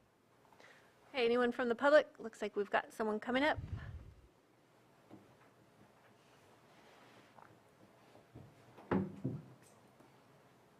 Chris Jennings. Here's a fun fact for everyone. According to the Lake County Record B, they posted an article on February 23rd of this year. Carp came to Clear Lake in 1880, and they're the most widely eaten fish in the world, with more than 200,000 tons consumed annually. So maybe we can eat the carp. Thank you. Thank you. Need to start a carp festival. Well, when I lived in San Francisco in the late 90s, everyone was like, oh yeah, we go up to Clear Lake to fish carp all the time. So is that not a draw anymore? People just aren't doing it anymore? How do we get people to come back and fish for carp? Well, you got to use corn. I don't hear about a lot of people fishing for carp. Okay. Come on up. Well, since they're so big, maybe bow hunting them? I mean, Well, I know there were bow tournaments, archery tournaments that were quite popular, and during the spawn, they've just kind of gone away. I think the organizers just gave up, but they were quite popular for a number of years. And I see people up here in the spring doing it individually, but it's not organized tournaments like there were 10 years ago, but it used to be quite popular. Now it's more on an individual basis. All right. Okay, John. John Moss, I agree with you, Jessica. I know that there are many of the people who are up here with the geothermal development would go to the lake with bows and arrows, and there was one weekend where everybody shot the carp with their bows and arrows. It did happen. Yep. Okay. Anyone else in the chambers? Not seeing anyone, and I don't see anyone in the Zoom room. So I will bring it back to the board for action. Madam Chair, I move to approve the recommendation from the Lake County Fish and Wildlife Advisory Committee for $5,500 to support the Robinson Rancheria and California Department of Fish and Wildlife Program to manage. 5,400. Did I? 5,400. Did I not say that? I apologize. 5,400. I apologize. Support the Robinson Rancheria and to manage the carp from Clear Lake. And Madam Chair, if I may add, the approval of the amount is from Budget Unit 2701. As amended. Second. All in favor? Aye. Opposed? Hey, thank you, Luis and Greg, for coming in today, and thank you for all of your volunteer work on the committee. I know it's a time commitment for all of these committees, and really appreciate everything that you've been working on since we kind of gave that committee new direction and new life last winter. Thank So you. really appreciate your work. I will share with you, when Angela said the old proceedings from the 1997 symposium is gathering dust. Well, I was one of the principal organizers of that, and I'm gathering dust too, so I feel like a kindred spirit with that old book. Thank you. Thank you both. Catherine, thank you as well. Catherine. Okay, so it's 12:16. I'm wondering if we should probably just take lunch now. Madam Chair, you have a public hearing at 11 o'clock. So we need to do that. We can't move it until after lunch. You also have a 1 o'clock and a 1:30 timed item. All right, we're going to take a 5-minute break, and we'll come back at 12:21 for our 11 a.m. hearing. Awesome.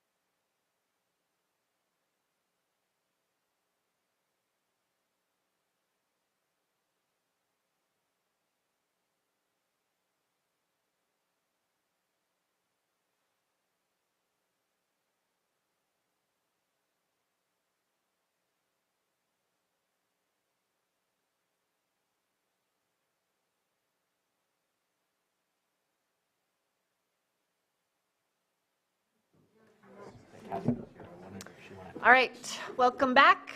We are going to go to our 6.6, 11 a.m. public hearing, continued from September 19th, 2023, consideration of draft ordinance amending Chapter 5 of the Lake County Code relating to permitting agriculture exempt and temporary cannabis processing structure, and amending Article 27 of the Lake County Code regarding mitigation fees, and amending Article 68 of the zoning ordinance regarding definitions of temporary building types. Director Turner. Thank you. Whoa, my goodness. All right.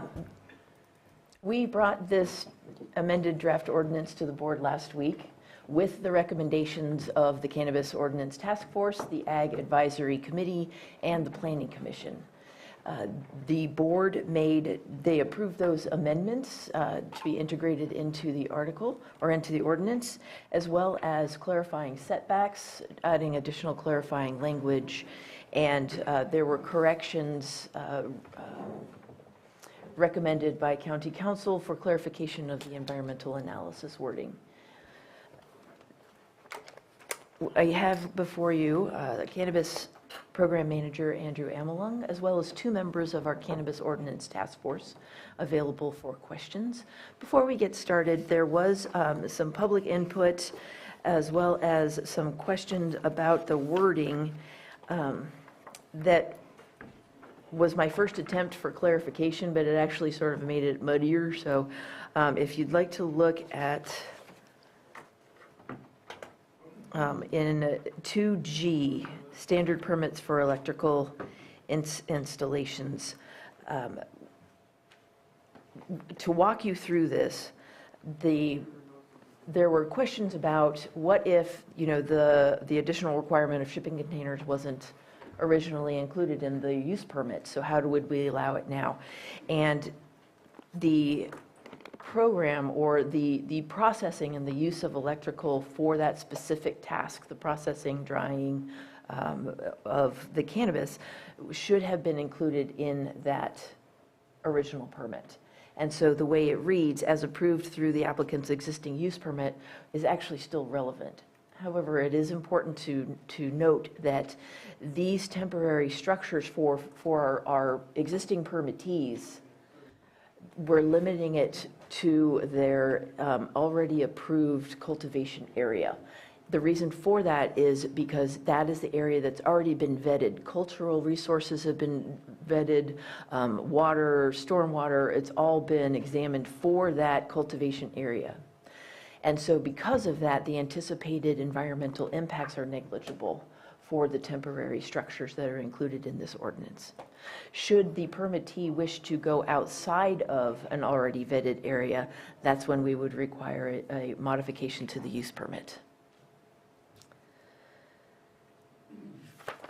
Andrew is ready to address any of the questions that were included in the public input, and we're all here happy to address any questions you may have. Okay. Any questions from the board? Supervisor Spatier. Just a quick question. Quick question. At this point, you are not changing language. You just elaborated on how that language should be interpreted? Indeed, yes. When I was thinking we might need to change the language, but I forgot about a conversation that I had with County Council, sort of explaining how it actually all works just the way it is. So we'll keep that. Anything from County Council? And before, just a quick question. My goal is if we all disappear and we have brand new staff and brand new Board of Supervisors, that we don't have to rehash the conversation to understand what this means, because I think it could be interpreted in multiple ways if read through the lens of somebody who has not been involved in the conversation. So I'd love to look at maybe a compromise of change of language, such as within the approved cultivation area or whatever the terminology is through the applicant's existing use permit or something of the kind, where it kind of denotes that a little bit more, because now it just sounds, since it's connected to the installation of the electrical stuff as approved through the applicant's existing use permit, I think that can easily be read in the sense that if in your use permit you never offered to have any electrical connections for this, that that means you haven't been approved, therefore you have to revise your application prior to ever going here. And so I would love for it to kind of help us in the future when all of us have moved on, retired, whatever, that it's not something that is questioned. There are 2 locations of that in the ordinance, and we could add the clause that just says, within the cultivation area as approved through the applicant's existing use permit, if that's okay. The thought behind pardon me. The thought behind keeping the language as it was is that if we're allowing for certain additions, such as electrical and other kinds of equipment, we're creating an impact. The whole point here of this ordinance is to create a ministerial permit, which would then be, because it's ministerial, would be exempt from CEQA. If we start adding things in, then we would be triggering CEQA, because CEQA requires that if you have ministerial elements of a project and you have non-ministerial elements of a project, then the whole project is then subject to CEQA, whether part of it was ministerial or not. So if we wanted these actions to be ministerial, we structured the language to allow for actions that would keep it within the realm of the ministerial permit. If we start adding things like allowing certain additions, such as certain kinds of equipment, certain kinds of plumbing and electrical and all sorts of other things, we run into the realm of creating impacts that now trigger CEQA and require a review. So the language here is intended that if the individual permittee, and keep in mind, these actions can still, all of these activities can still be incorporated into a permit at the initial stage when an applicant applies for a cultivation use. They could broaden this based on that application because it would be subject to CEQA and it would be evaluated in it. But if they would like it to be a ministerial action, one that's just approved without any other kinds of review, then it needs to be a minimal action. And so this language was designed to be able to incorporate things that were approved already under the use permit that would have been evaluated, so that we are not adding to that use. So if the applicant, so when we add it as approved through the applicant's existing use permit, that means any of the technology, any of the machinery, any of the extra sort of things that the applicant wishes to use those things would have been approved as part of the prior use permit under which this structure would be allowed as a ministerial permit, if that makes sense. I'm feeling like I'm hearing 2 different things. Okay, then maybe I misunderstood your question. Actually, I think that it would be consistent, and Jennifer can chime in on this as well for the cannabis industry, but the purpose of these temporary structures is because a lot of our permittees have been unable to construct their permanent structures yet. However, the electrical work and the use of electricity for the processing and drying is already included in those permits. So this would be, so that's why for those existing permits, not the ones that are still getting processed that can be amended now before approval, but for the existing permits, it would still be consistent. And Jennifer, you can let me know if that's not entirely. That would be so long as somebody had put dry structures in their original site plan. With market conditions changing, there have been people that didn't have dry structures because they were a fresh frozen model, and so they didn't handle that on site. So now this is bringing up a whole series of questions of is there ever a modification process rather than starting all over again? Because now you're looking at, we can have generators for temporary structures provided you had allocated for permanent structures in your site plan, but yet your overall use permit might say no generators. So how are we going to make these changes amenable and make this a living document that's all interpreted the same from generation to generation of the board and the department?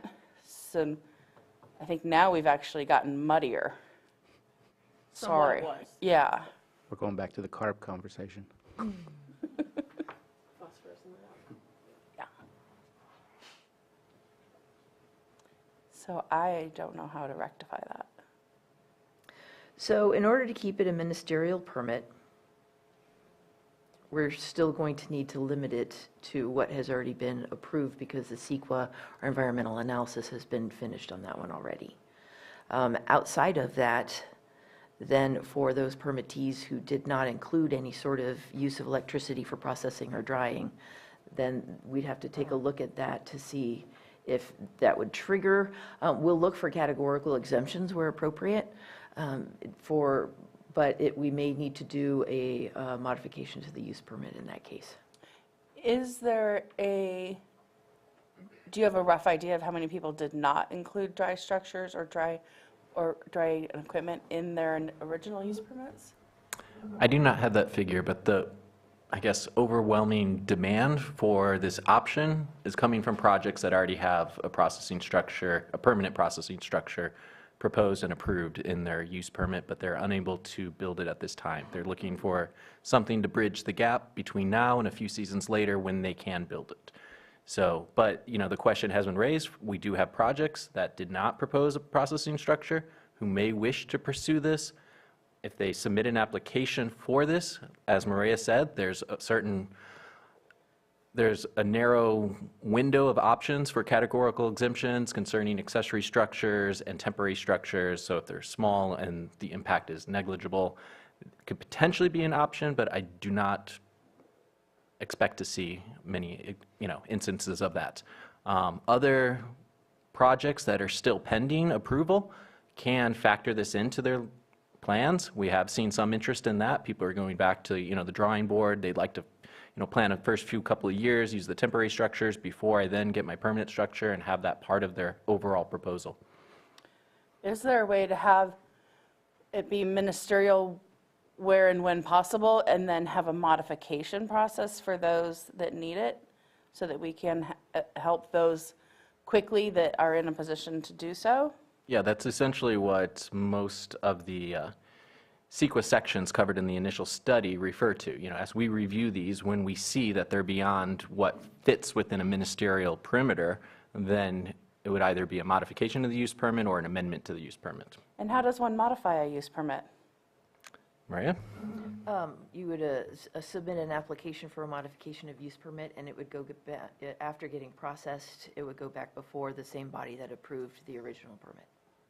Yeah, so I think what's most important here is just ensuring that we have a mechanism for a modification if that was not already included in the site plan, and also for those who do have a permanent processing structure included in their site plan moving forward. And then just to address Bruno's concern, I think that's very valid, worrying about how other boards, how other staff members might interpret this in the future. I think that's something that we see a lot of. So I think if we can flesh this out as much as possible and get it to a point where we all agree, because definitely if there's varying interpretations of it by this board, surely there would be varying interpretations of it in a future generation. Supervisor Green? Yeah, I think it's going to be a two-part process. I hear the concerns about having some ability to modify a use permit. That, in my view, would be outside the scope of this ordinance. And it may actually exist in our current ordinance, and if there's some clarification needed in that modification process, we can take another bite at that apple another day if additional clarity is needed. To Supervisor Sabatier's point, I'm not aware that there's been a huge push or even awareness of potential modifications of a use permit once granted. But I think it's well within the realm of CDD's expertise to handle those requests when they come. And if there's something wanting in our current modification process, absolutely. I just want to compliment staff and all the hard work of the task force.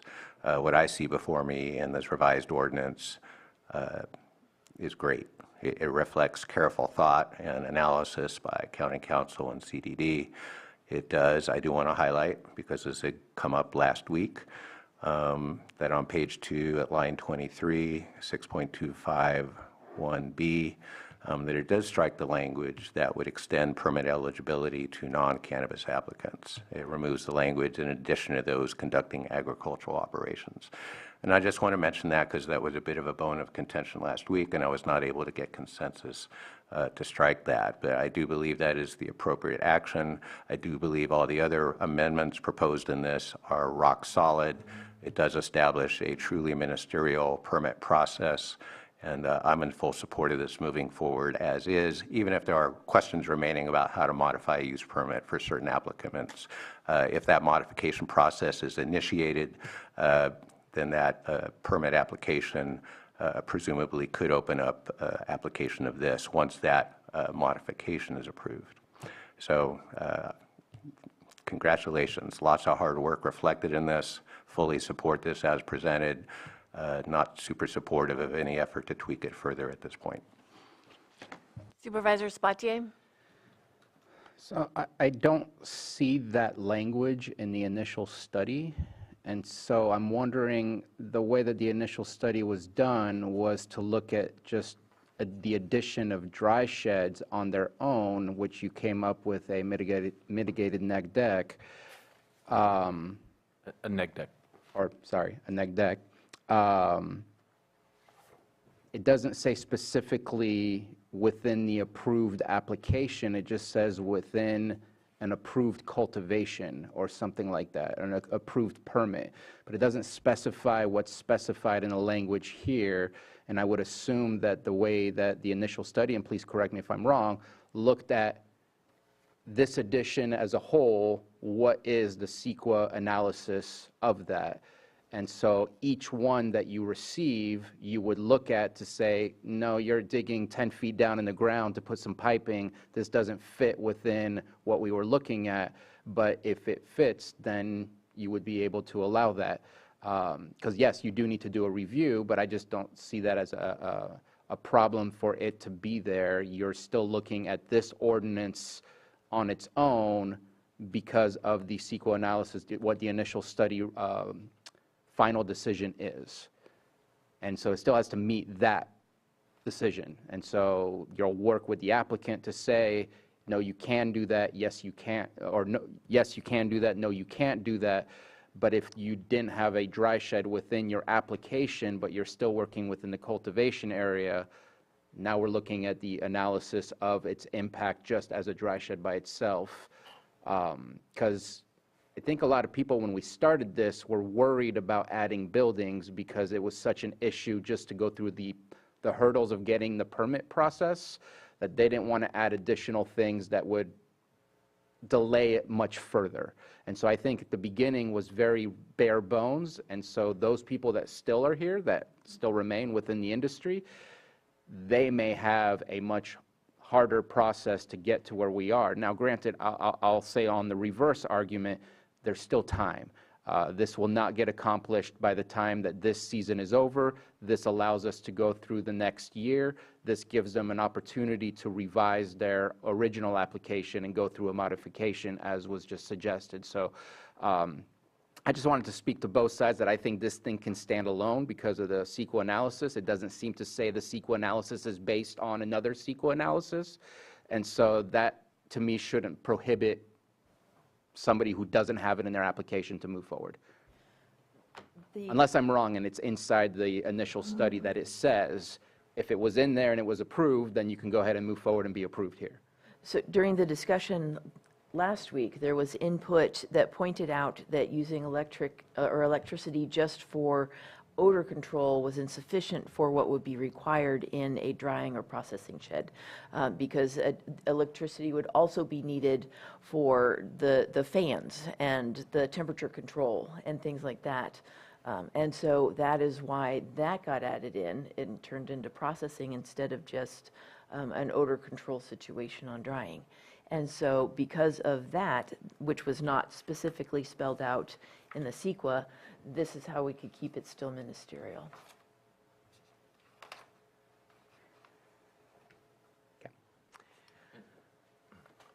Okay. Sorry, just to follow up on that, you know, the initial study does refer to the approved cultivation area. So we're looking at scope of development within that approved cultivation area. Okay, And one last thing, the Cannabis Ordinance Task Force is reviewing development standards after we come to you for your conceptual approval of zoning districts and level of permits for cannabis-related businesses. We could address, that would give us some time to see how this ordinance is working out and include that then. The development standards for this ordinance could then be included in that update as well. Okay. Oh, public comment. Do we have anyone in the chambers that wishes to come up? Come on down.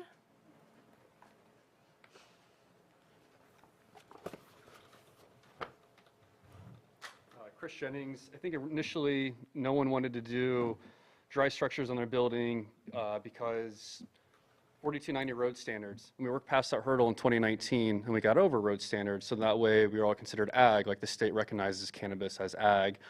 And therefore we're able to get, ag exempt dry buildings, which now seems to be out the door. So it feels like, once again, we are now separating traditional ag from cannabis. And so I just wonder when the day is that the grape farmers and carrot farmers and peach farmers and everyone else, pear farmers, all have to have separate sub-guidelines of what they're doing, just like the cannabis people.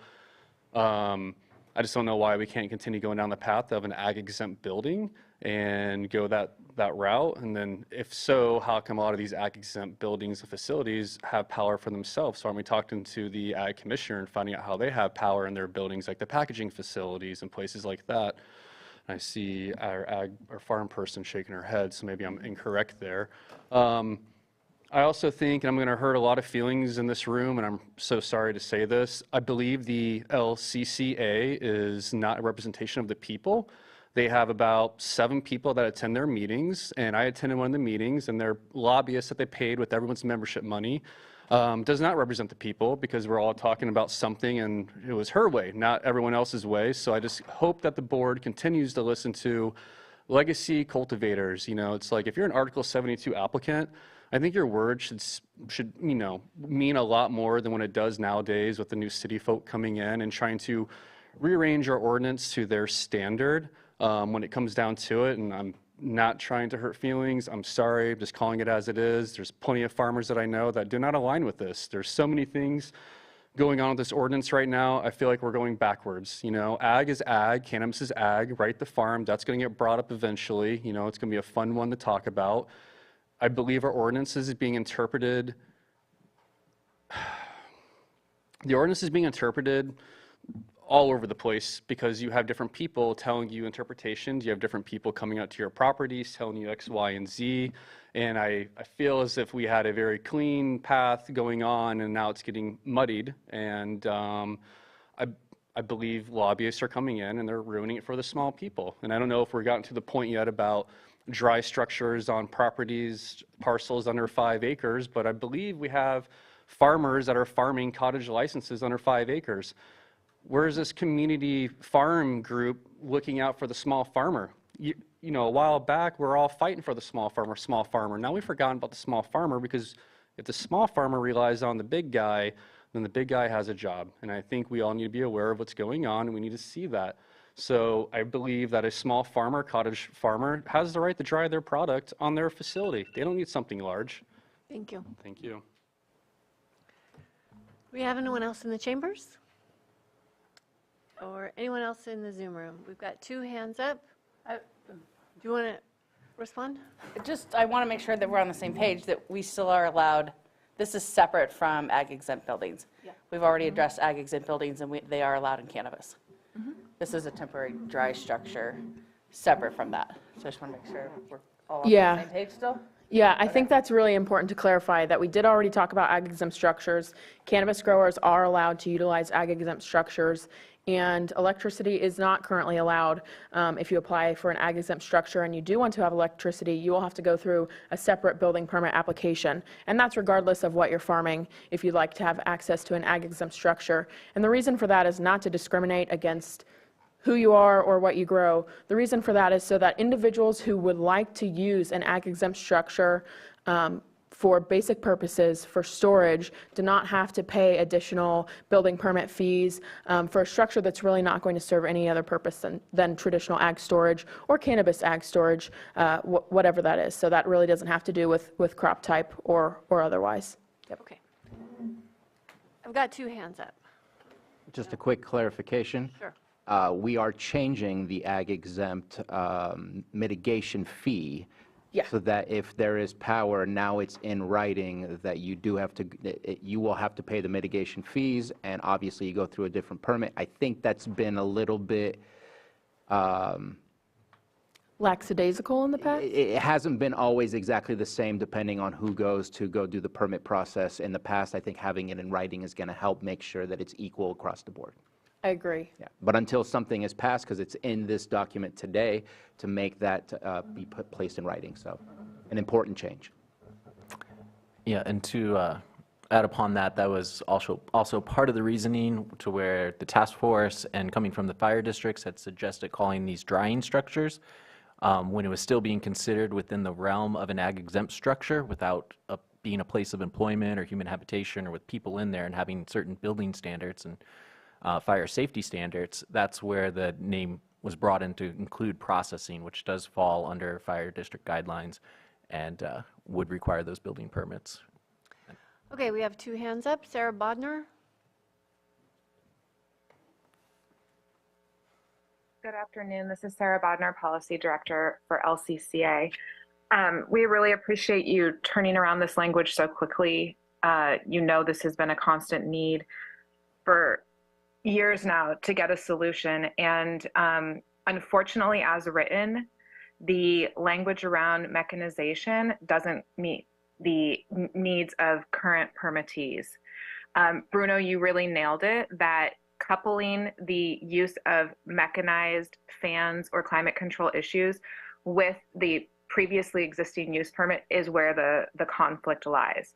The goal here isn't to make sure everything is fast-tracked through ministerial permits at all costs.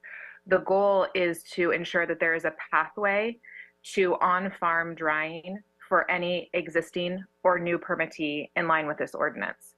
And so I think that's a misinterpretation of what the task force and the Planning Commission and the board directed. And I hope that when we leave here today, we can have a pathway for everyone, whether or not it's in their existing use permit. Because as Jen explained, when people applied for their current use permits, which is maybe as far back as 2017, they weren't necessarily planning on drying on farm because their farm plan changed or because it was too expensive to send it out of the county to get your product dried.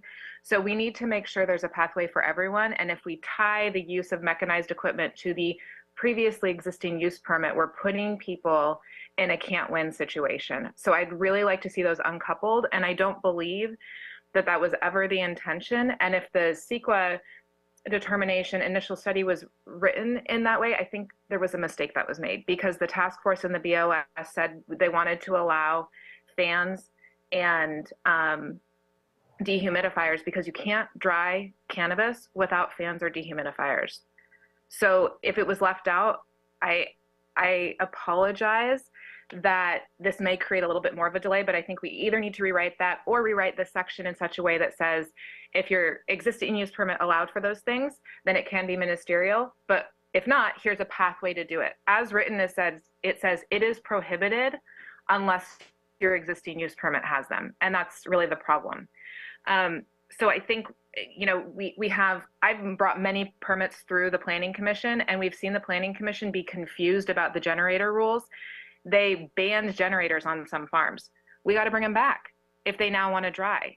Farmers have evolving needs, and it's changed over time. So I want to make sure this language creates a pathway where no matter what farmer you are, if you're in the system already or you want to be in the future, you have a pathway to dry your crop, which is all we're really here to do. Thank you. Okay, thank you. We have phone 7257.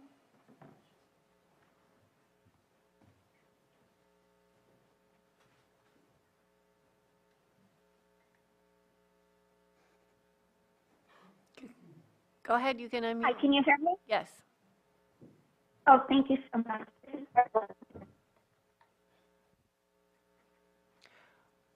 We're not able to hear you.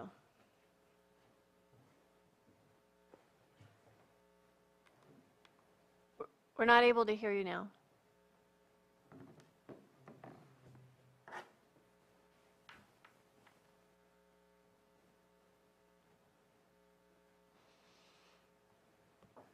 Can you hear me now? Yes.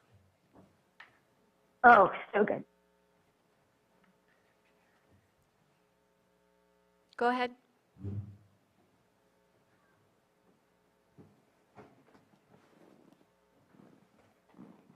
We're not able to hear you.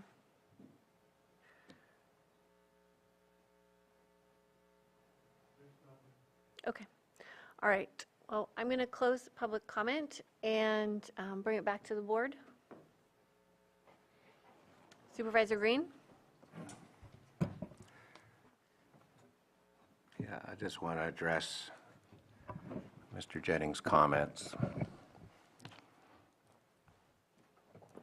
Because we've been at this a while now, haven't we? A few years.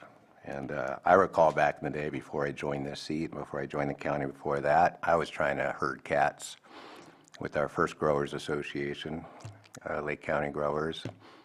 And as we got closer to passing the ordinance, I recall very clearly you standing at that same microphone saying our group didn't represent you.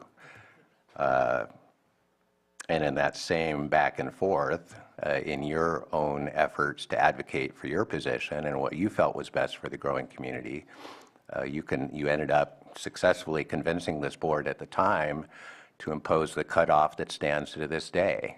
If you don't already have a water board permit for cannabis discharge that's been approved by the cutoff date, you have no opportunity under our current ordinance to bring an application forward. That's the legacy that came from that.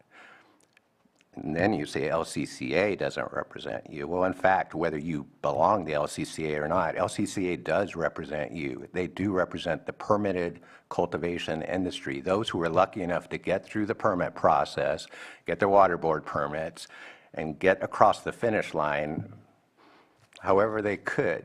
I happen to agree. We have created this parallel universe where it should be cannabis as ag, and yet this is, with some benefit of hindsight, the price we're paying for progress. Whether you and I agree as whether cannabis is ag or not, it didn't matter. 5 board members at the time we passed the first ordinance didn't agree with that. If I ask the same question today, I doubt anyone, myself included, would say we're ready for that step, because we've seen good progress for some, again, that were lucky enough to get into the finish line with the water board cutoff date. We have an industry that we didn't have 5 years ago. And those people that do have permits in progress and permit applications in process are represented, not just by LCCA, but also by the Farm Bureau. You know, I mean, look at what's been accomplished. So it's a very imperfect record, I grant you, and it's definitely not an equitable record, if only because many of the legacy growers I work with didn't get through the finish line. And many of those same legacy growers, if they didn't get a water board permit by the cutoff date and maintain that water board permit, they have been effectively forestalled for years now, years, from even dreaming about bringing forward an application.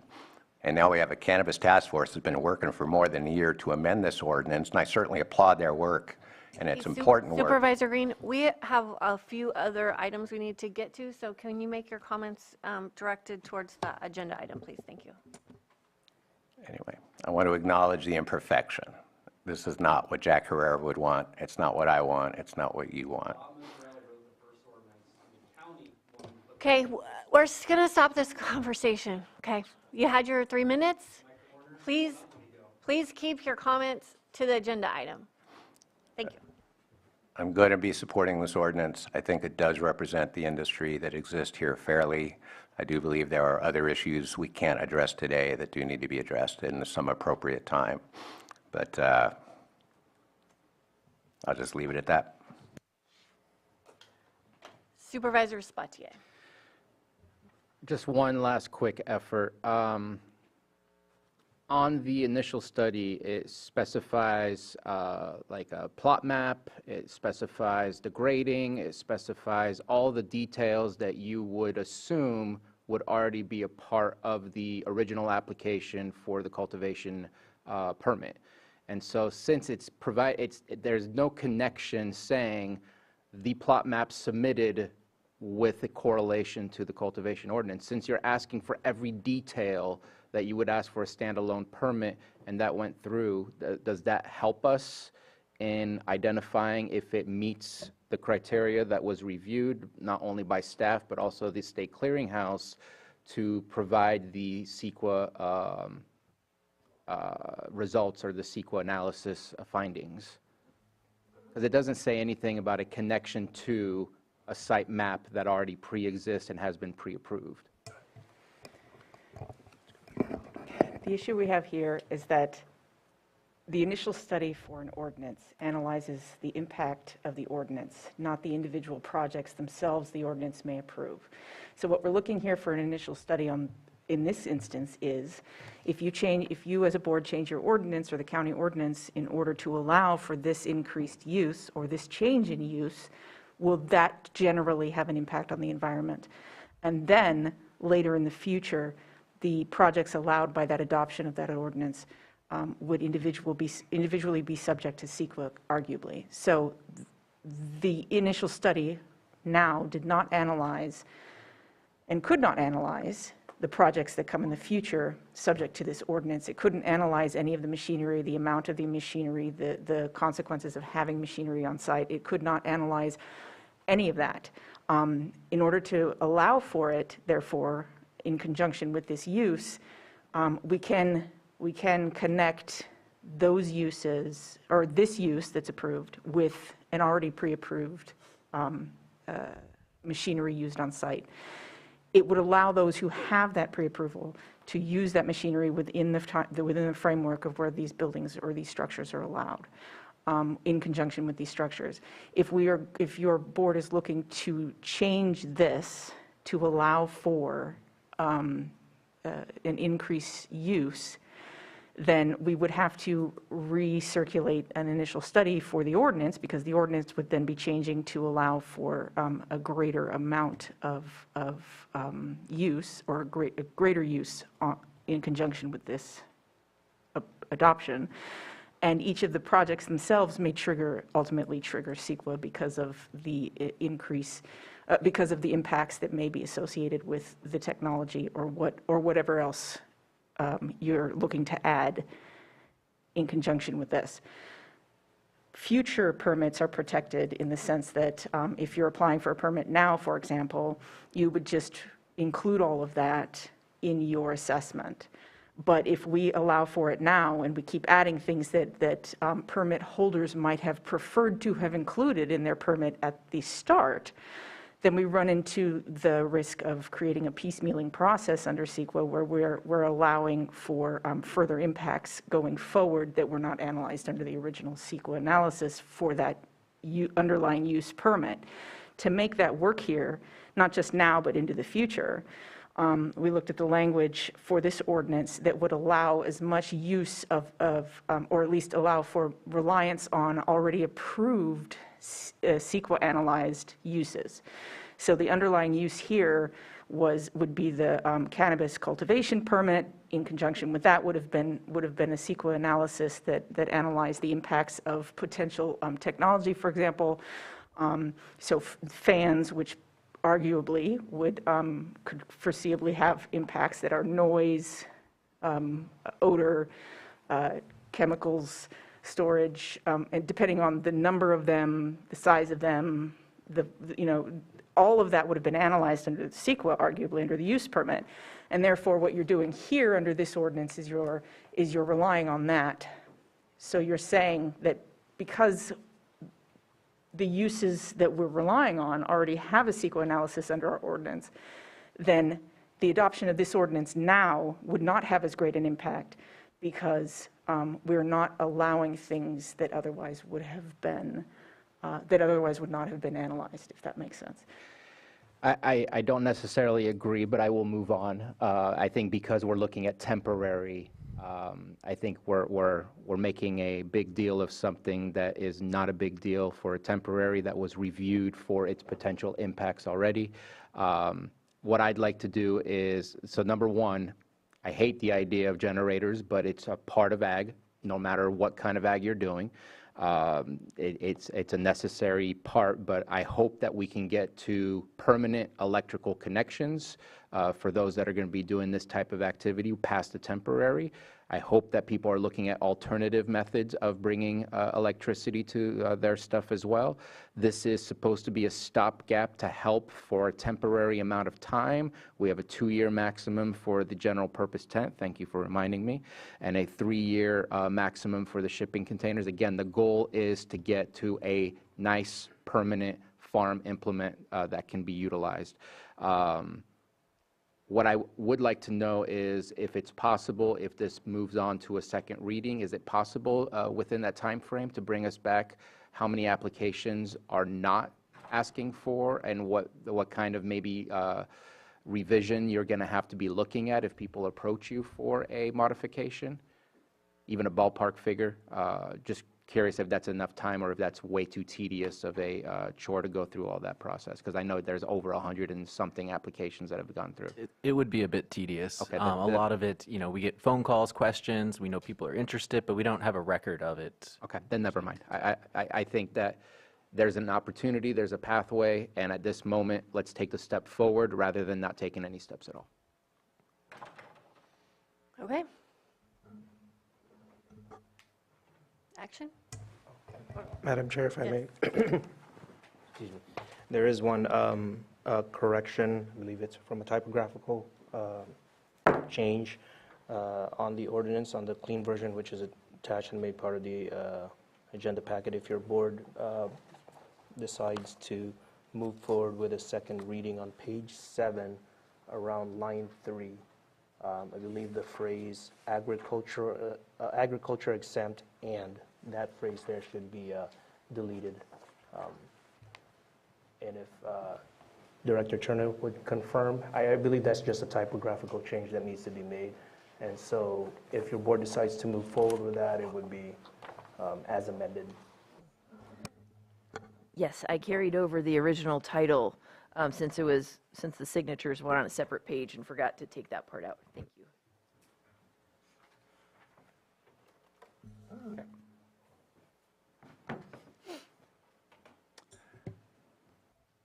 Madam Chair, I move to approve the ordinance amending Chapter 5 of the Lake County Code relating to permitting temporary cannabis processing structures. Need to neck that first. Oh, to be read in title only. I'm So it would be making it up as I go. I apologize. So the first part would be a motion to approve the first reading of the ordinance as amended to be read in title only, in which at that point the clerk of the Board of Supervisors would read the title. Actually, before that first step, if you wouldn't mind adopting the initial study. That will be my first step. So moved, adopting negative. The initial study is at 23-13. Second. All in favor? Aye. Opposed? Then move to approve the first reading of the ordinance. Read as title only. Yes. Ordinance, first reading of the ordinance as amended to be read in title only. Yes, as amended. Second. All in favor? Aye. Opposed? All right. It's an ordinance amending Chapter 5 of the Lake County Code relating to permitting agriculture. Skip that part. Skip that part? Yeah, skip that one word. Which one? Don't say ag Agricultural exempt. exempt and go permitting right on to temporary. and temporary cannabis processing structures, and amending Chapter 27 of the Lake County Code regarding mitigation fees, and amending Article 68 of the zoning ordinance regarding definitions of temporary building types. Fine, okay. And then lastly, I move to advance the ordinance for the second reading to the next available supervisor meeting on October, is it 3rd? As amended. As amended. As amended. Thank you. Second. All in favor? Aye. Opposed? Would that be, I apologize, would that be date and time certain, so October 3rd? Typically, second reading goes That's fine. We're good. Good. Okay, thank you, everyone. We are pretty far behind schedule, but we will take a lunch break, and we'll come back at 2 o'clock, so I apologize for our guests that are here for our 1 o'clock and 1:30 items.